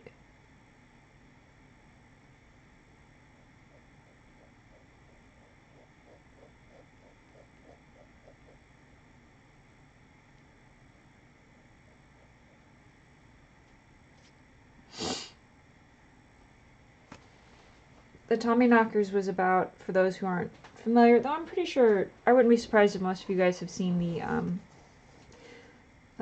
was it Nostalgia Critics review of the Tommyknockers? But it's about a town that kind of gets invasion of the body snatchers, but not quite.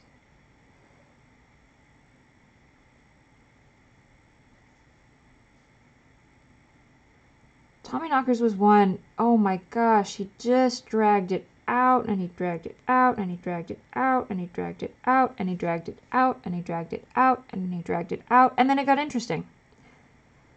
And then it ended.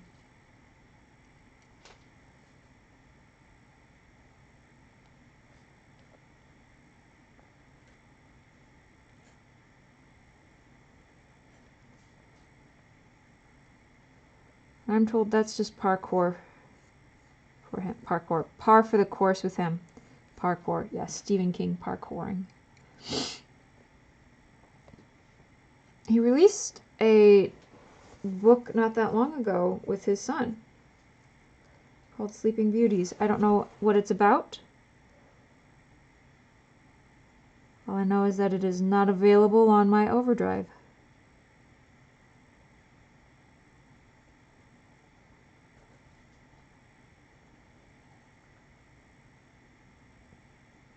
I am currently listening to Ready Player One, because there's going to be a film based off of it in 2018, I think.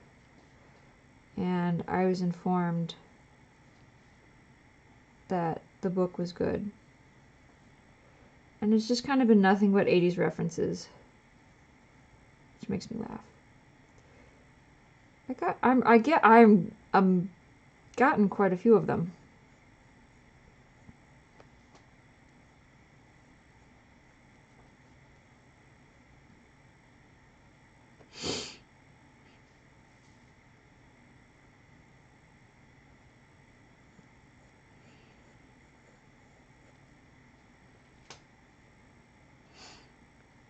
Thank you. I'm kind of stressing out over the jellyfish. Like he's not going the route I wanted him to go.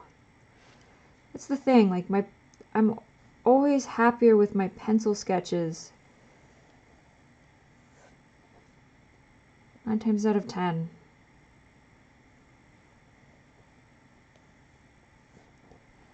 But I have so many beautiful colors of ink that I don't appreciate often enough. And I had this quill pen that or dip pen that I really just wanted to give it a try. And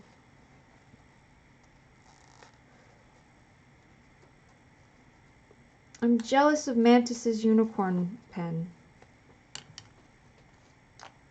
I have pen envy.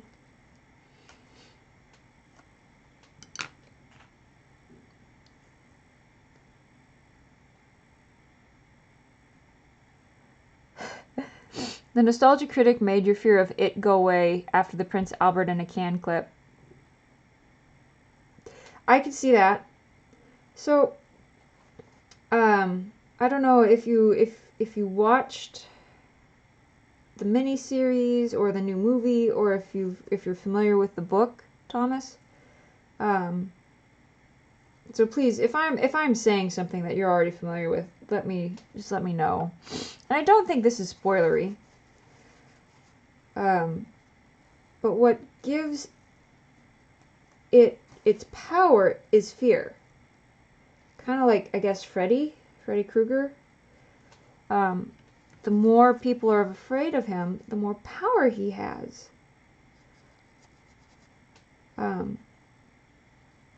Also, he has to follow laws that the shape or the form that he's taken entails. So, for example, if he were in a vampire's body, by all rights and purposes, garlic and crucifix would bother him. If he were in a werewolf's body, silver bullets would bother him. So he's not entirely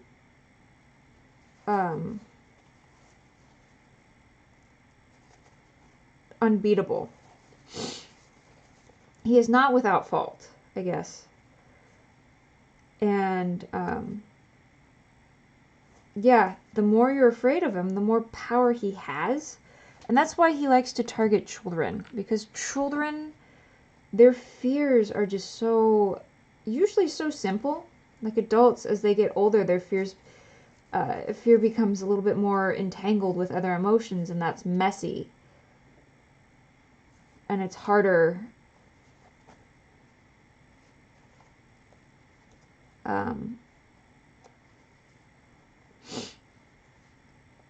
So he just doesn't really like to bother with adults.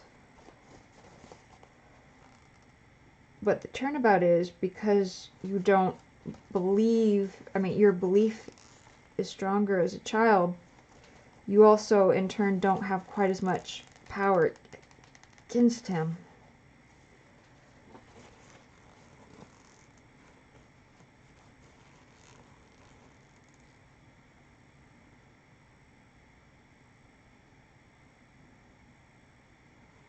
I'm not familiar with Mercule Commando.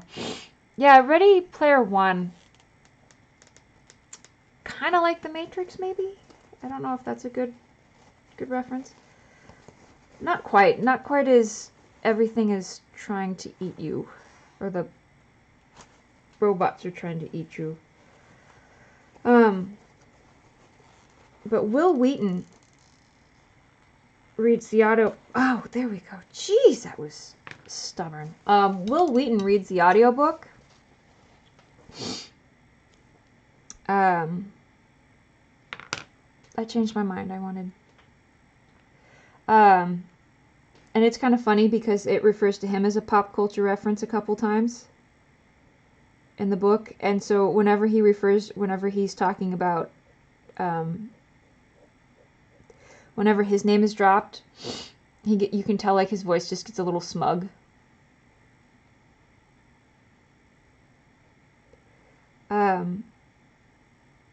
But yeah, it's really... Ready Player One is pretty interesting so far. That's actually kind of why the stream started a little later than what I try to aim for, because I was at a good plot point, and I wanted to know what happened next. And it's another one, like, nobody's safe. It's a dystopian world, and people aren't safe, and it makes sure to remind you that you know, this isn't a safe world they're in anymore. And it's sad, and it's depressing me. It's good, but it's depressing me. I can only take dystopian world stories for so long or so much before I get depressed. I guess sad pandas.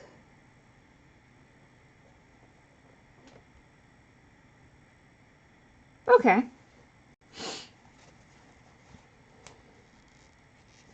Well, that was not what I wanted to have happen, but it did, so we'll just move on.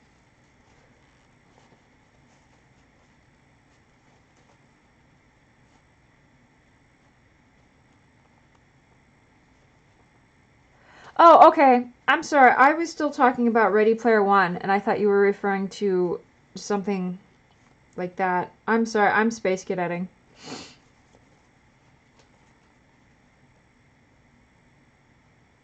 Do a superhero parody. Superhero parodies are fun. I like it when people take the tropes of superheroes and kind of shake them up. I liked a graphic novel called Nimona. I thought that was interesting. It got a little predictable towards the end, but it was still really interesting, and I liked the art style a lot.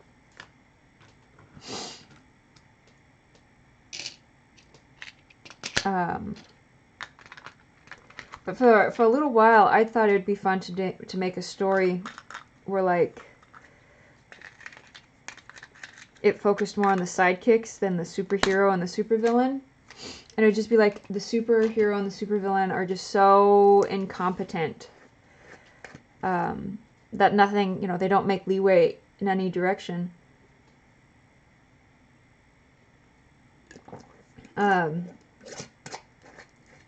But they're like lackeys,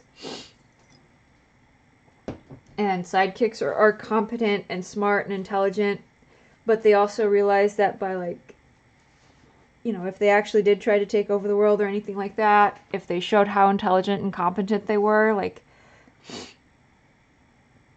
how much chaos that would bring. And hey, this is a decent job with health benefits, and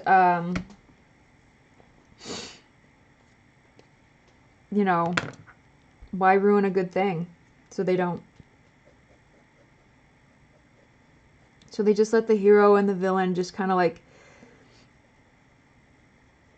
pomp and circumstance around each other.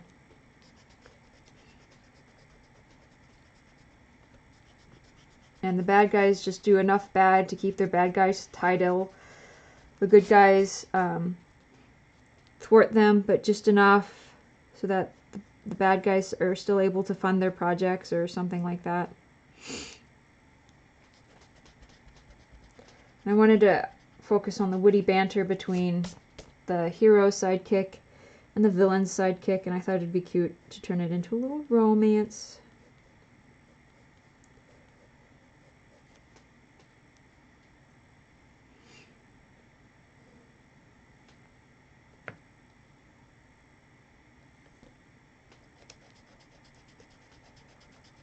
I space cadet quite often. I mean, I'm sure you could tell from, like, how many times have I forgotten something that was pretty simple? My mind is not a steel trap. It is a slice of Swiss cheese.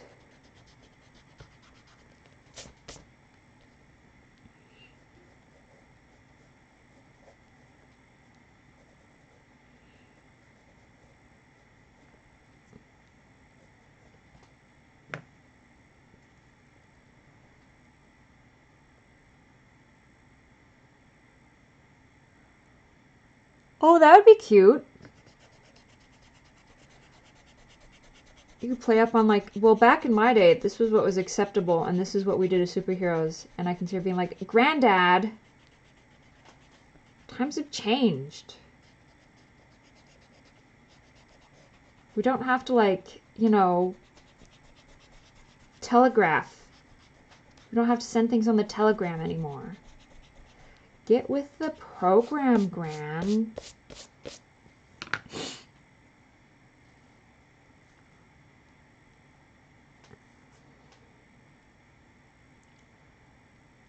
Oh, okay, I think I'm remembering this now.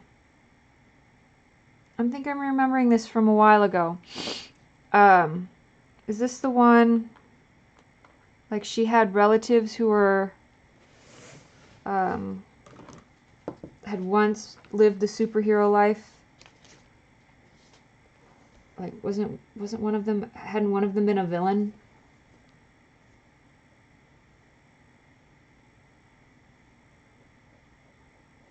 But retired.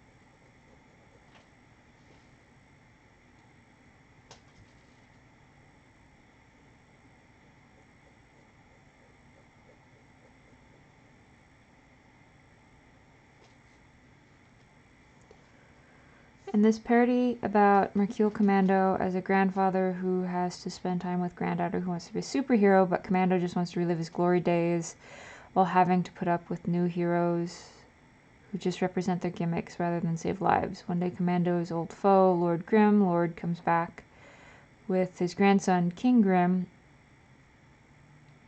Lord, who managed to overflow the streets with new villains.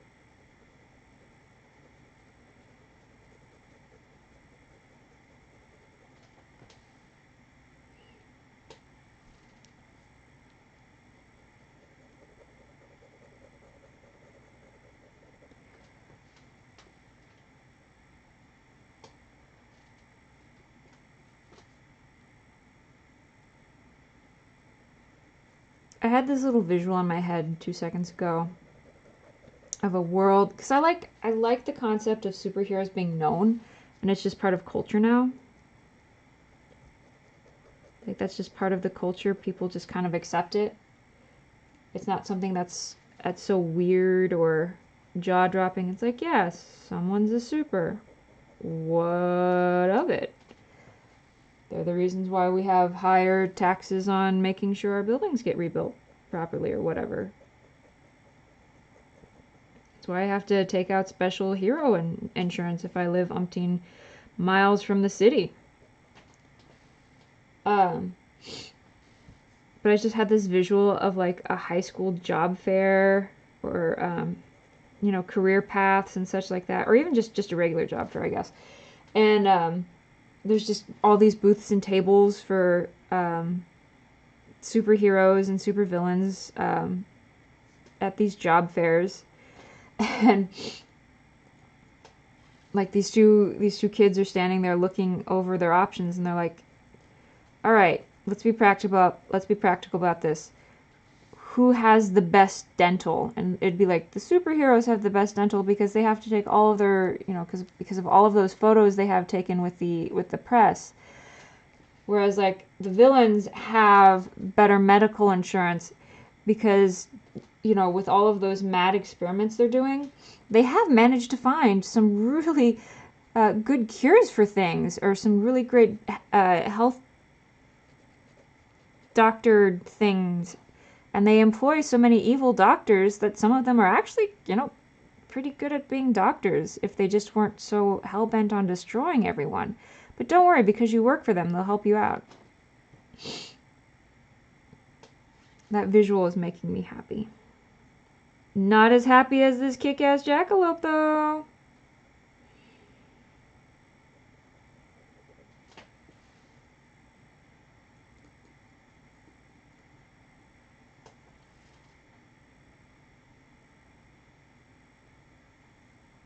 The story satires modern heroes like Marvel's gimmicky guys versus characters like the classics, such as Dick Tracy and Batman. I can dig that. So, like, Batman and Dick Tracy came out in the 30s, and their big thing was that they were incorruptible. That's why Superman was so popular when he during the Golden Age, because they needed someone who was incorruptible.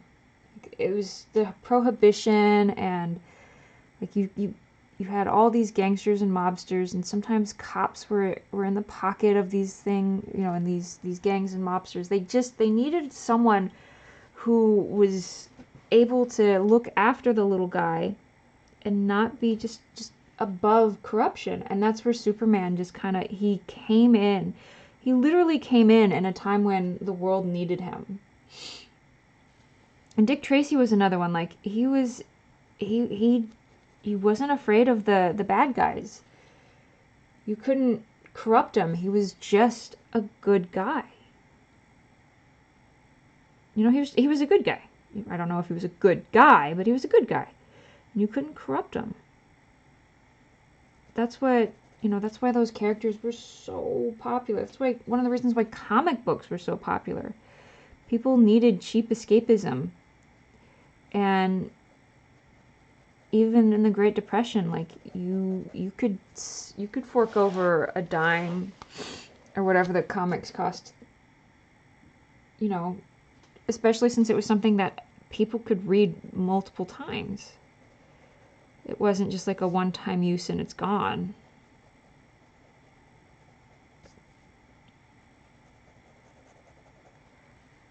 And it's funny because, like, when they were trying, and I don't remember the creators' names, their names just blanked on me.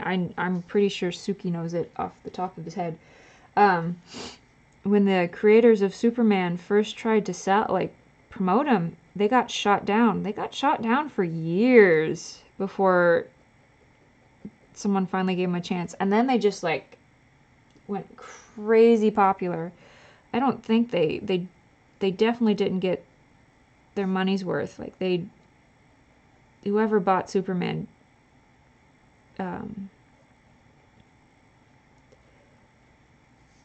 they definitely got a steal.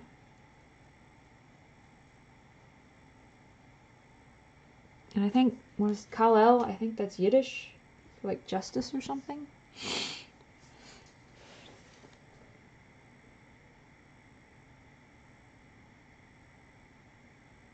Gotcha. Are you gonna do Darkwing Duck in Mignola style sometime?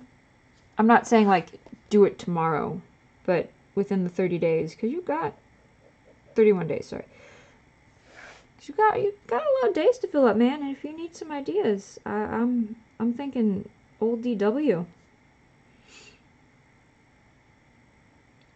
He's my favorite.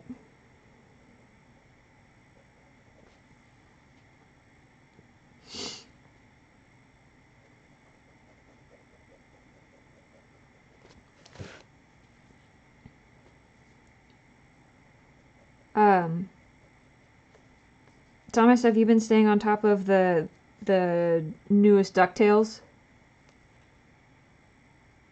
The DuckTales reboot?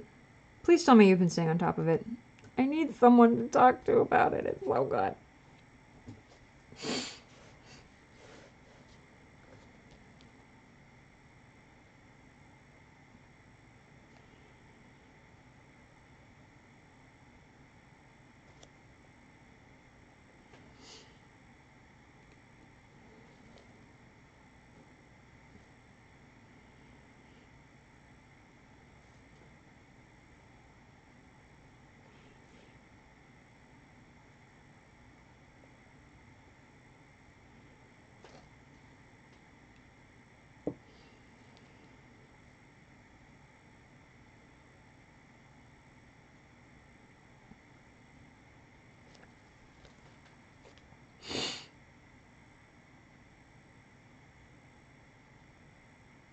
Okay, I don't hate it.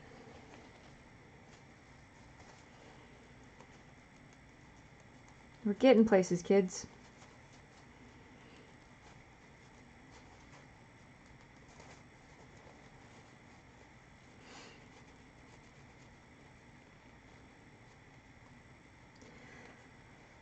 Like this, like a hurricane here in Duckburg. Race cars, lasers, airplanes, it's a duck blur. Might solve a mystery or rewrite history. DuckTales, ooh. Come on, guys, sing along. Every day they're out there making DuckTales, ooh. Danger, look behind you. There's a stranger out to find you. Just to grab onto some DuckTales, ooh.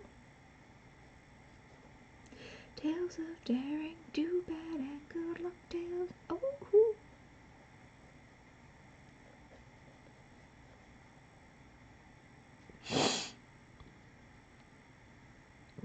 Yes, let's get dangerous. Well, you have a good one, Suri. Thank you so very much for my jackalope. I love him. I'm saving him to my computer if you don't mind.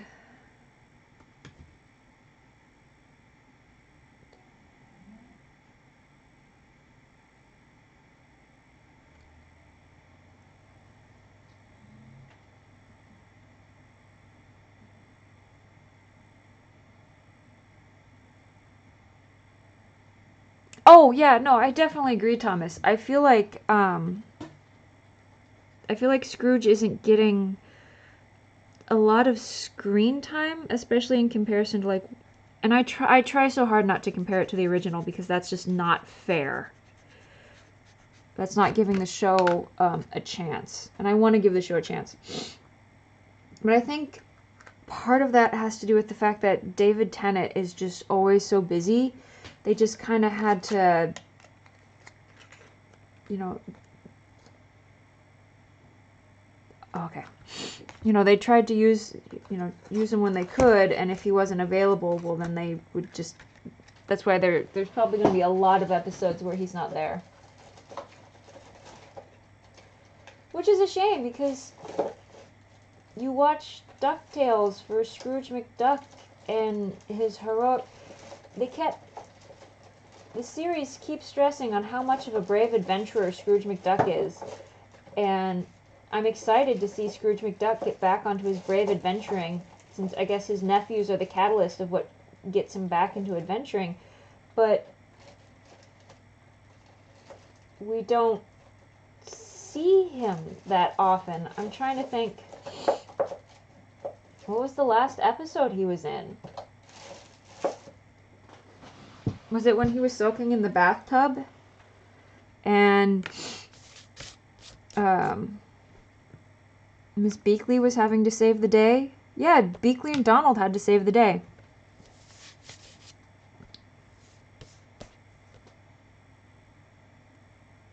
Night, Suki! I know, I've been... This stream is long. Where are we at? We are over the 2-hour mark. I try to... Ooh. I should be wrapping it up before too terribly long. Because it is... Oh, it's 11:50. I have 10 minutes. No! No! Yep, that's the one I wanted.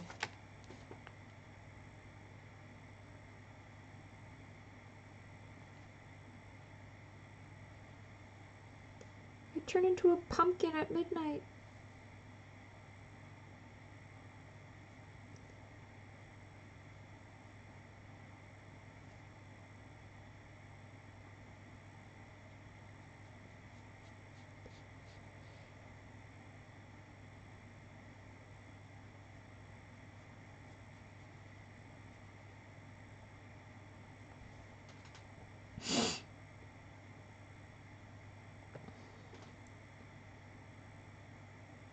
I feel like having David Tennant as Scrooge McDuck is this show's big sell point.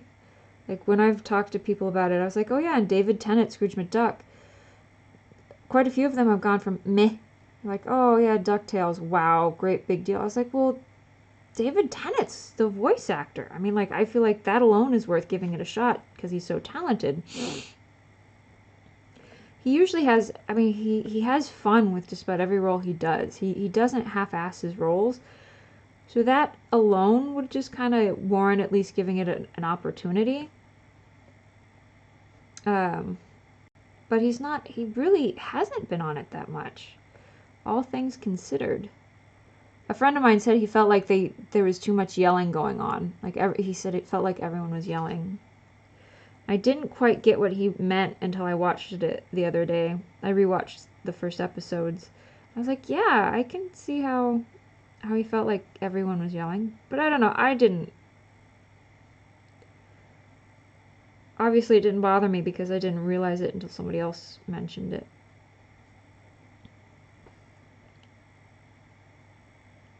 Yeah. Well, good luck on your test tomorrow. Rock'em sock'em robots.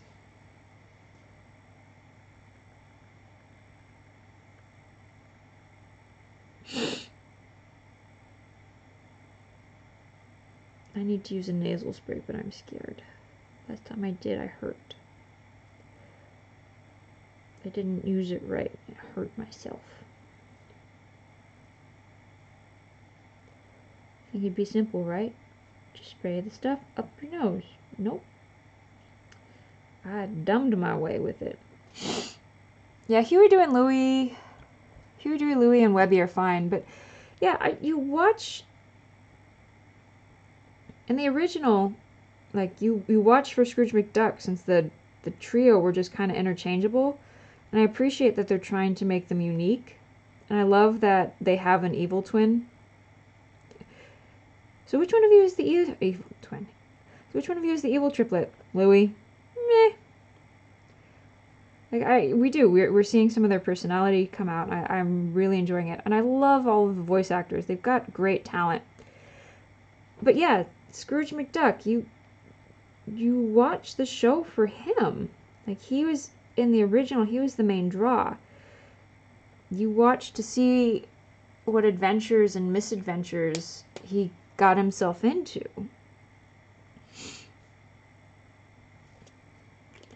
And as I said, I wouldn't be surprised if it's like this because Mr. Tennant is just so busy right now, and we will hopefully get some more of him soon.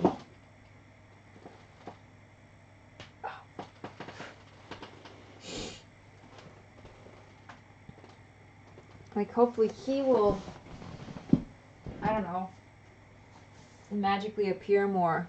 Or as episodes, as we start to get more into the main plot of the first season, he'll be more of a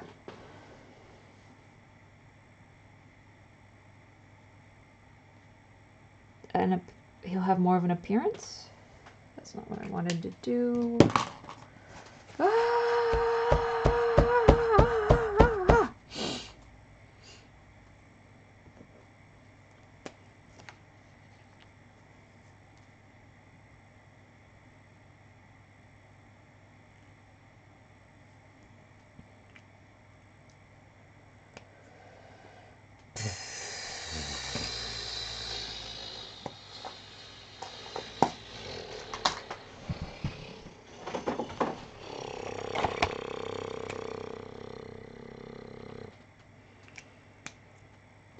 Was that annoying?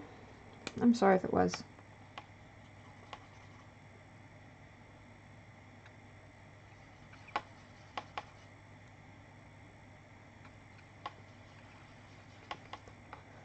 And that, kids, is how you make an ink wash.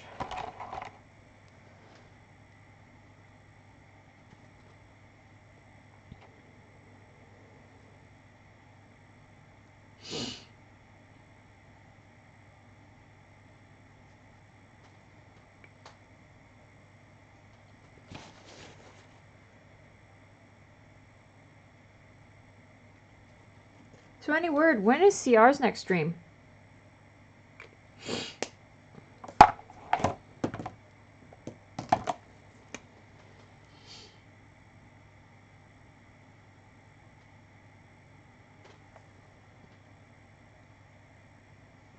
Yeah, that's what I'm hoping.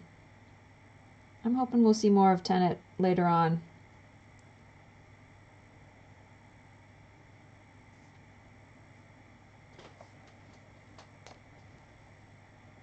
I mean, like, it's not like we could see less of him.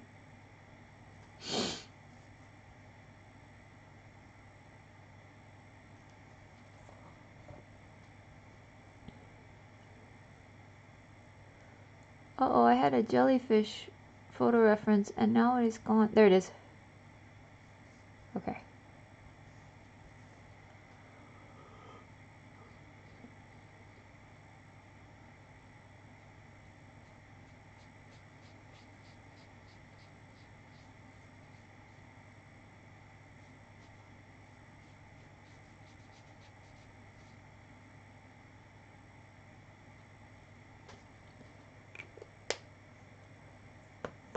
Tales of daring, do bad, and good luck tales. Ah, woohoo!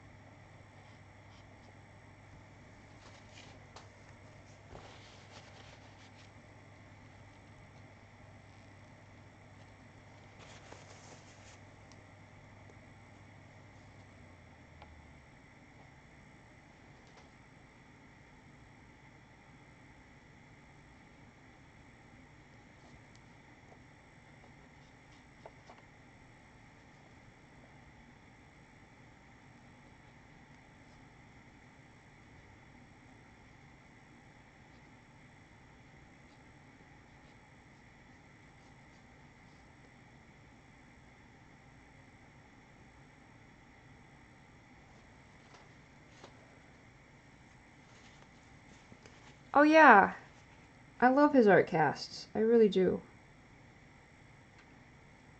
Well, I love his work. He's a very talented young man. Like, his videos are fun, and his art is always fun. I'm loving his Momsters. I'm loving his Momsters series right now. I don't know if he does art trades.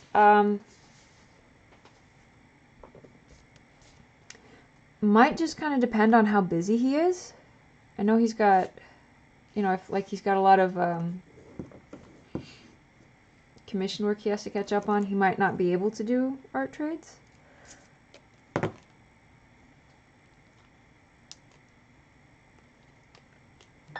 Oh no, it's bedtime! I mean, I think it might be worth asking. I don't know who does Magica's voice. I can look that up real quick.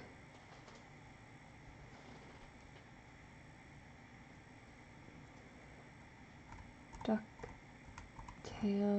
Woohoo. Reboot. Cast.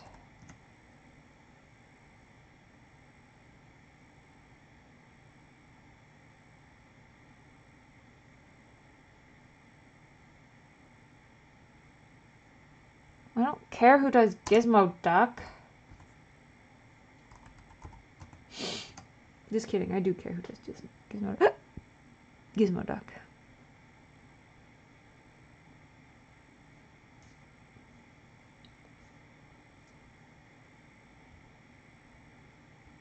DuckTales reboot cast.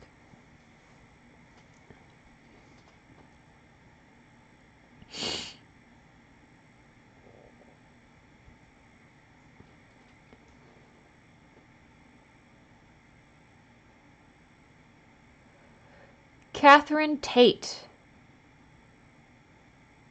Huh. Well, I'll be.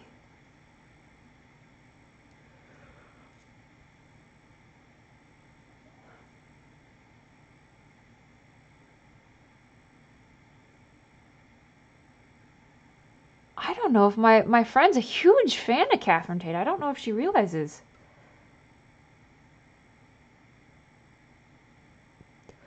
I wouldn't be surprised if they do a lot of nods for the fans out there. I really would not be surprised if even if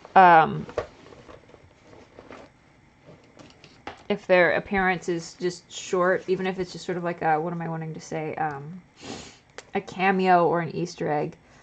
I wouldn't be surprised if they do something out there as a nod to the fans. So one of my coworkers, he was listing off all of the Easter eggs he saw just from the garage. The garage. You mean the garage? The garage.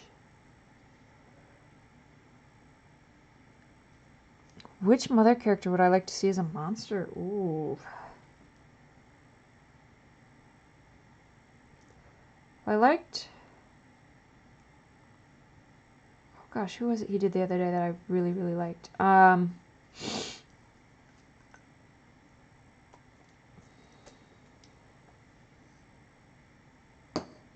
going to have to stew on that one for a hot second.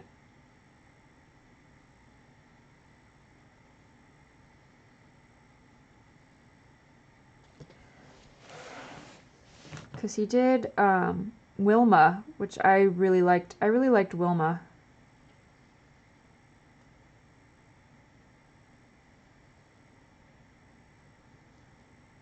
I really liked the Wilma he did.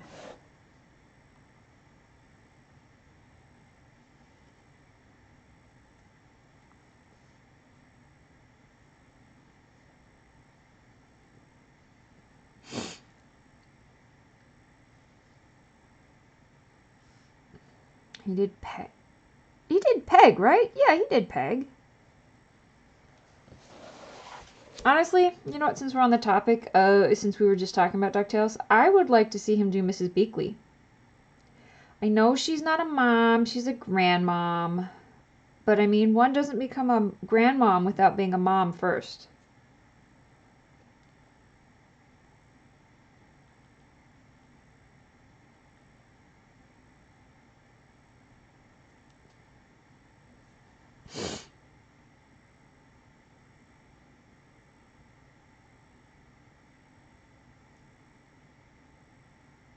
A Doctor Who villain in the reboot that stars Doctor Who himself. I'm sorry, I brain deaded. I don't know quite what you're referring to.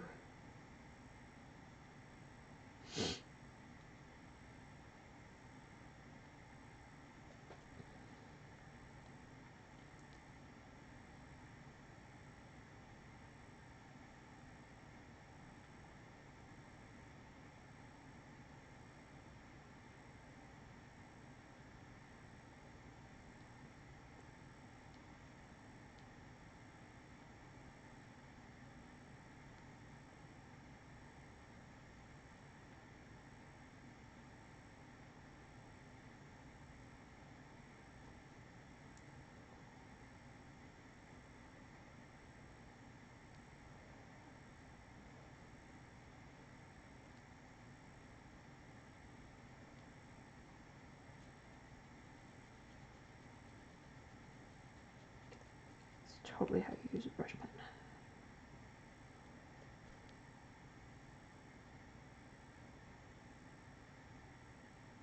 Oh, wait. Is Catherine Tate... Was Catherine Tate a Doctor Who villain? I'm sorry, I wouldn't have caught the reference. I don't watch Doctor Who. I have nothing against Doctor Who by any means. I watched some Torchwood. But I just feel like there's just so much history in Doctor Who. I feel overwhelmed by it. One of my good buddies is a Whovian. She's a die-hard Whovian.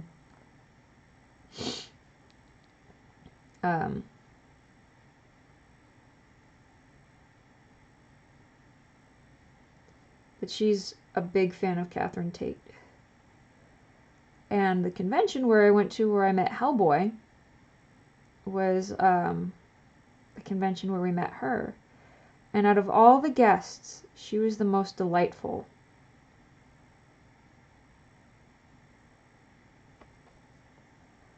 Though we did get to hang out with Run DMC for a hot second, and he was also just a blast. Run DMC was also very polite to me, even though I was just the one who was kind of standing in the background holding the bags, while my friend was the one who was getting all, she was the one who wanted all the signatures. Because she's more, she knows more of the pop culture references. I was just kind of,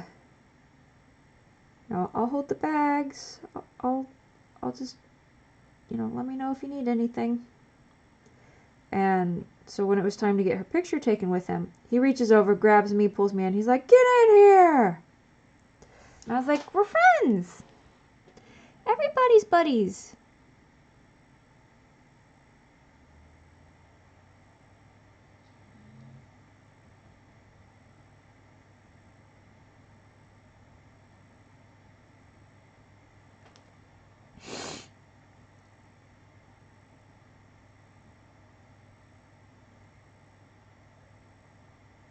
Oh, that would be a good one. I was thinking cartoon shows. I wasn't even thinking of movies. Good call. Jeez, that opens it up a whole lot. My knee-jerk reaction is still Mrs. Beakley. Huh.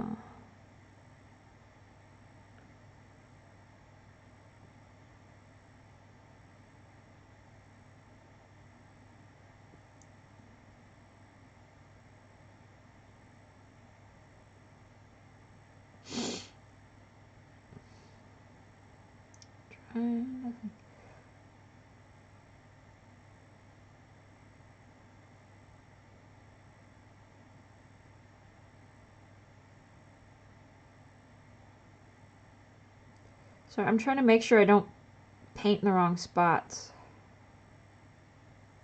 I tend to do that.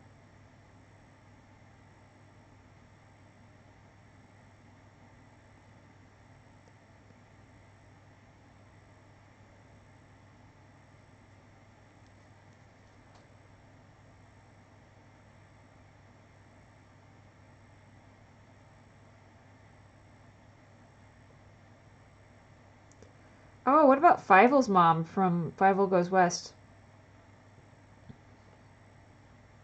And An American Tail.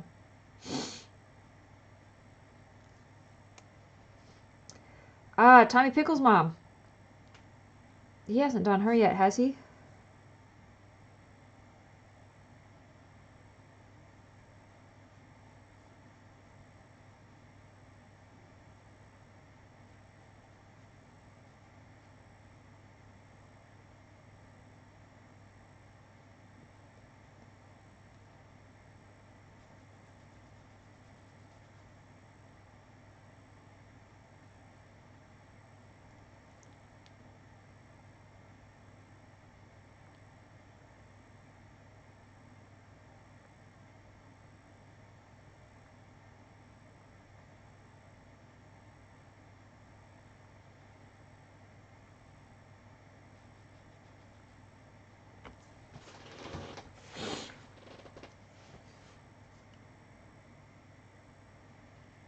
I feel like this blue glitter ink is what's really tying this whole piece together.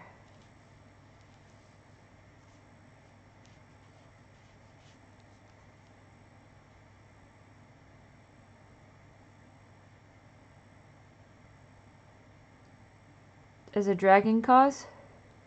Yeah, why not? I mean, she's practically half dragon. She acts like a dragon, so why not?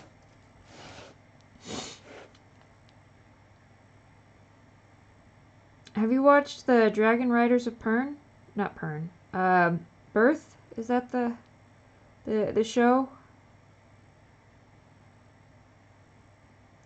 My niece was fond of it. I didn't realize it was a TV show for the longest time. I knew it was a book series.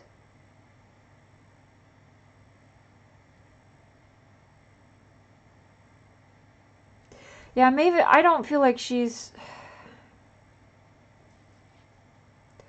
So instead of making her a monster, would he make her a normal person? Normal person?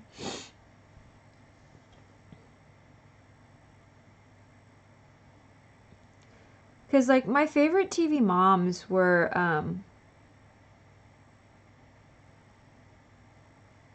Morticia and, Lillian Munster. Because all things said and done, even though they were quote-unquote the monsters, they were, like, the best. Ah! Ah! No!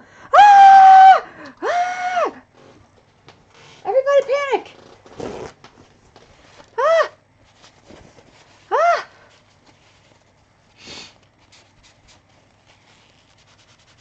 Okay.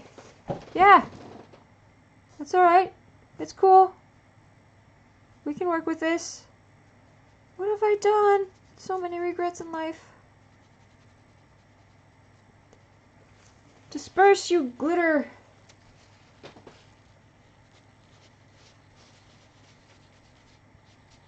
Ugh.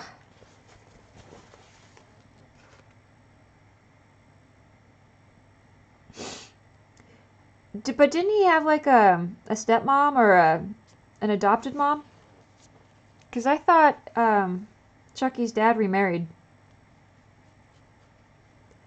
So she could be like a stepmomster.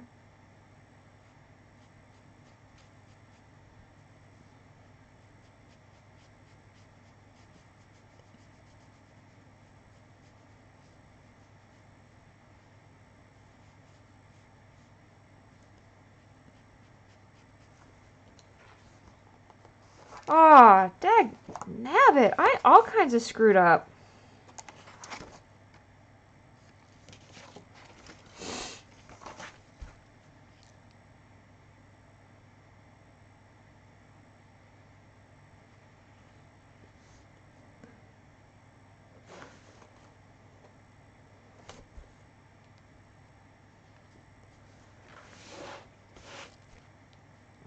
Well, I'm gonna pout about this for a while.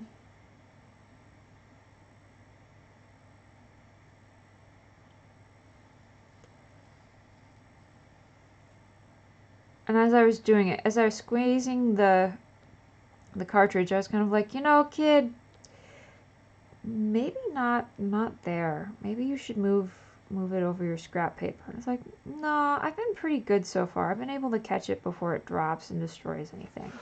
I'll just be super. Ah!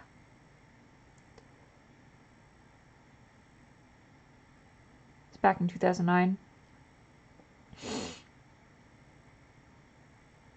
Maybe that's the one I am thinking of then. I mean, when you get to be my age, your time becomes irrelevant.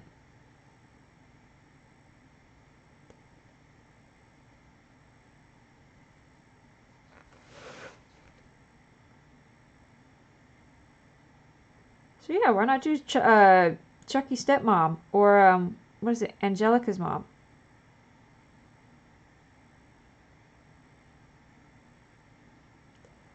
Cynthia?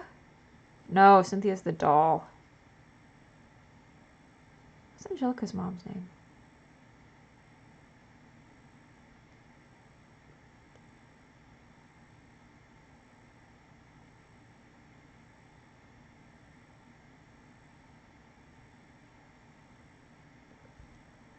What have I done? What fresh hell is this?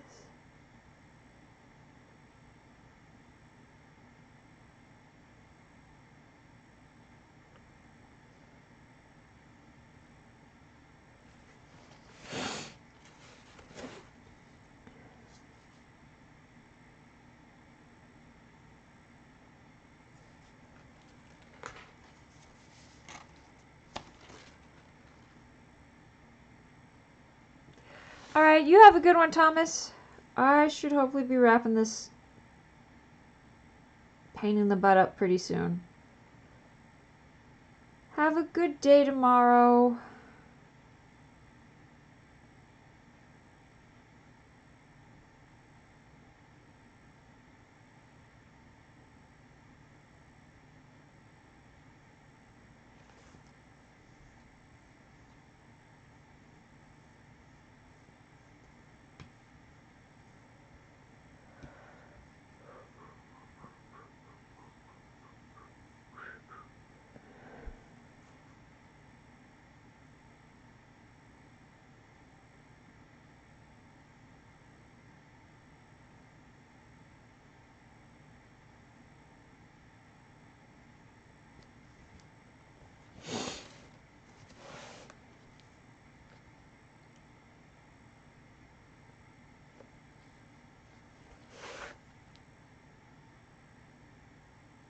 Jellyfish.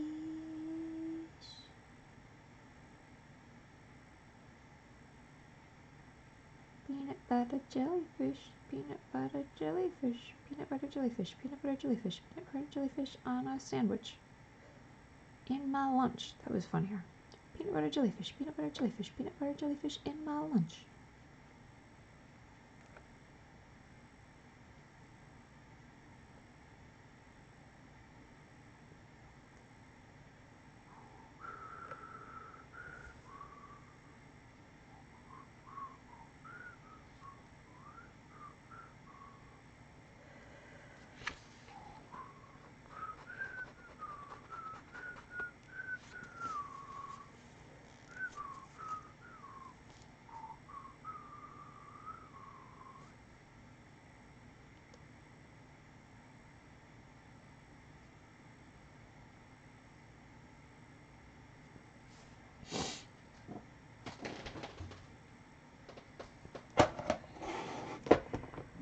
So Bean Pal, are you gonna eat that chocolate or are you just gonna like play with it for the rest of the stream? Because you've had that chocolate since we started this adventure over 2.5 hours ago.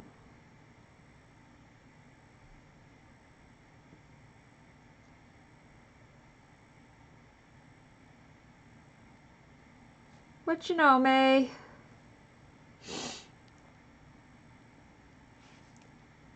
Find any good articles on Tumblr? On the tumblebugs?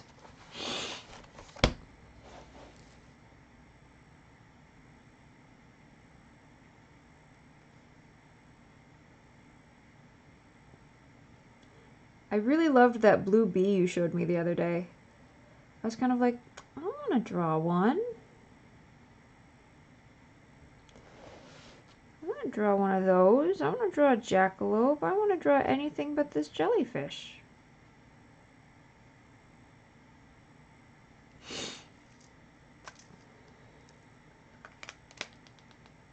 Just looking at stuff. I know, Tumblr is one of those sites, like, man, if I'm not careful, I will lose hours of my day.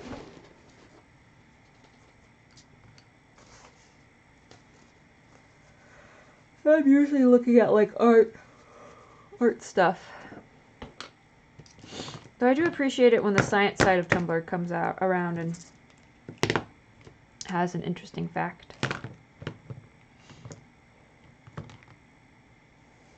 Yeah, I loved that bee. I kind of want to draw one. It's a good day to draw bees.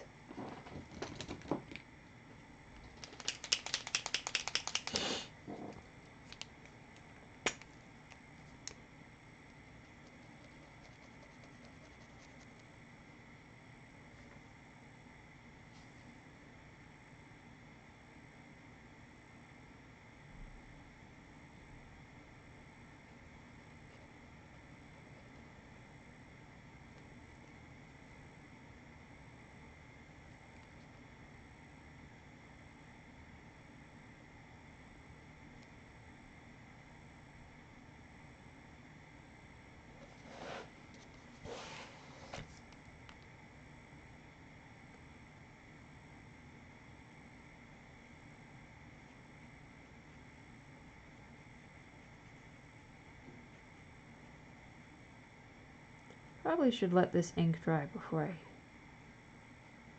try going over it again.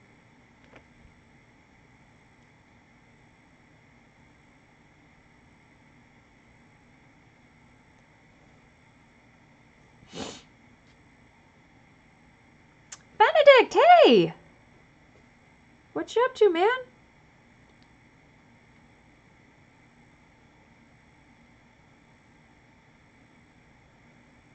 I'm now just kind of farting around with it just because I've already screwed it up. So it's not like I can do more damage. Well, I probably could.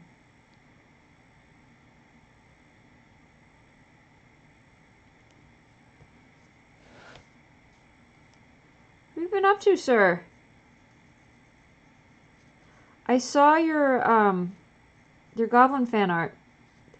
And I wasn't familiar with the reference, so I meant to look it up to educate myself. But I liked your drawing. You just got up at 7:30 a.m. Well, good morning. Good morning. I'm glad to be part of your morning. It is 12:23. It is past my bedtime. I'm going to be a grumpy bear. I'm usually a grumpy bear, but grumpier than normal.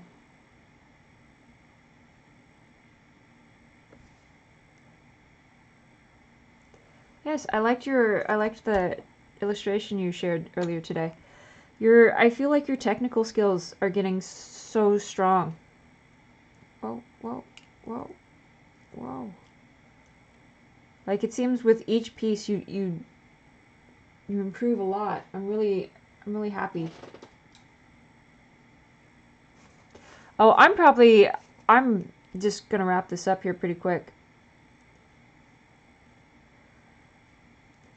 Benedict, please don't take this the wrong way, but I'm going to be going to bed. I will catch you soon, I hope. Y'all have a good night. Good day. I'm glad to have been part of your morning. I hope your morning is magnificent. Oh, my pleasure. Yeah, no, like, your stuff's getting so with each post, it just seems like it's getting stronger and stronger.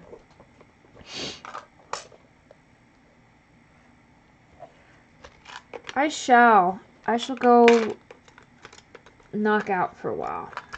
Then I will get up at 5:40. 5:40, 6:20, somewhere in between there. But that's the jellyfish for today. You have a good one, guys. Remember, stay safe, stay smart, stay fabulous, and I'll catch you the next time. Ciao.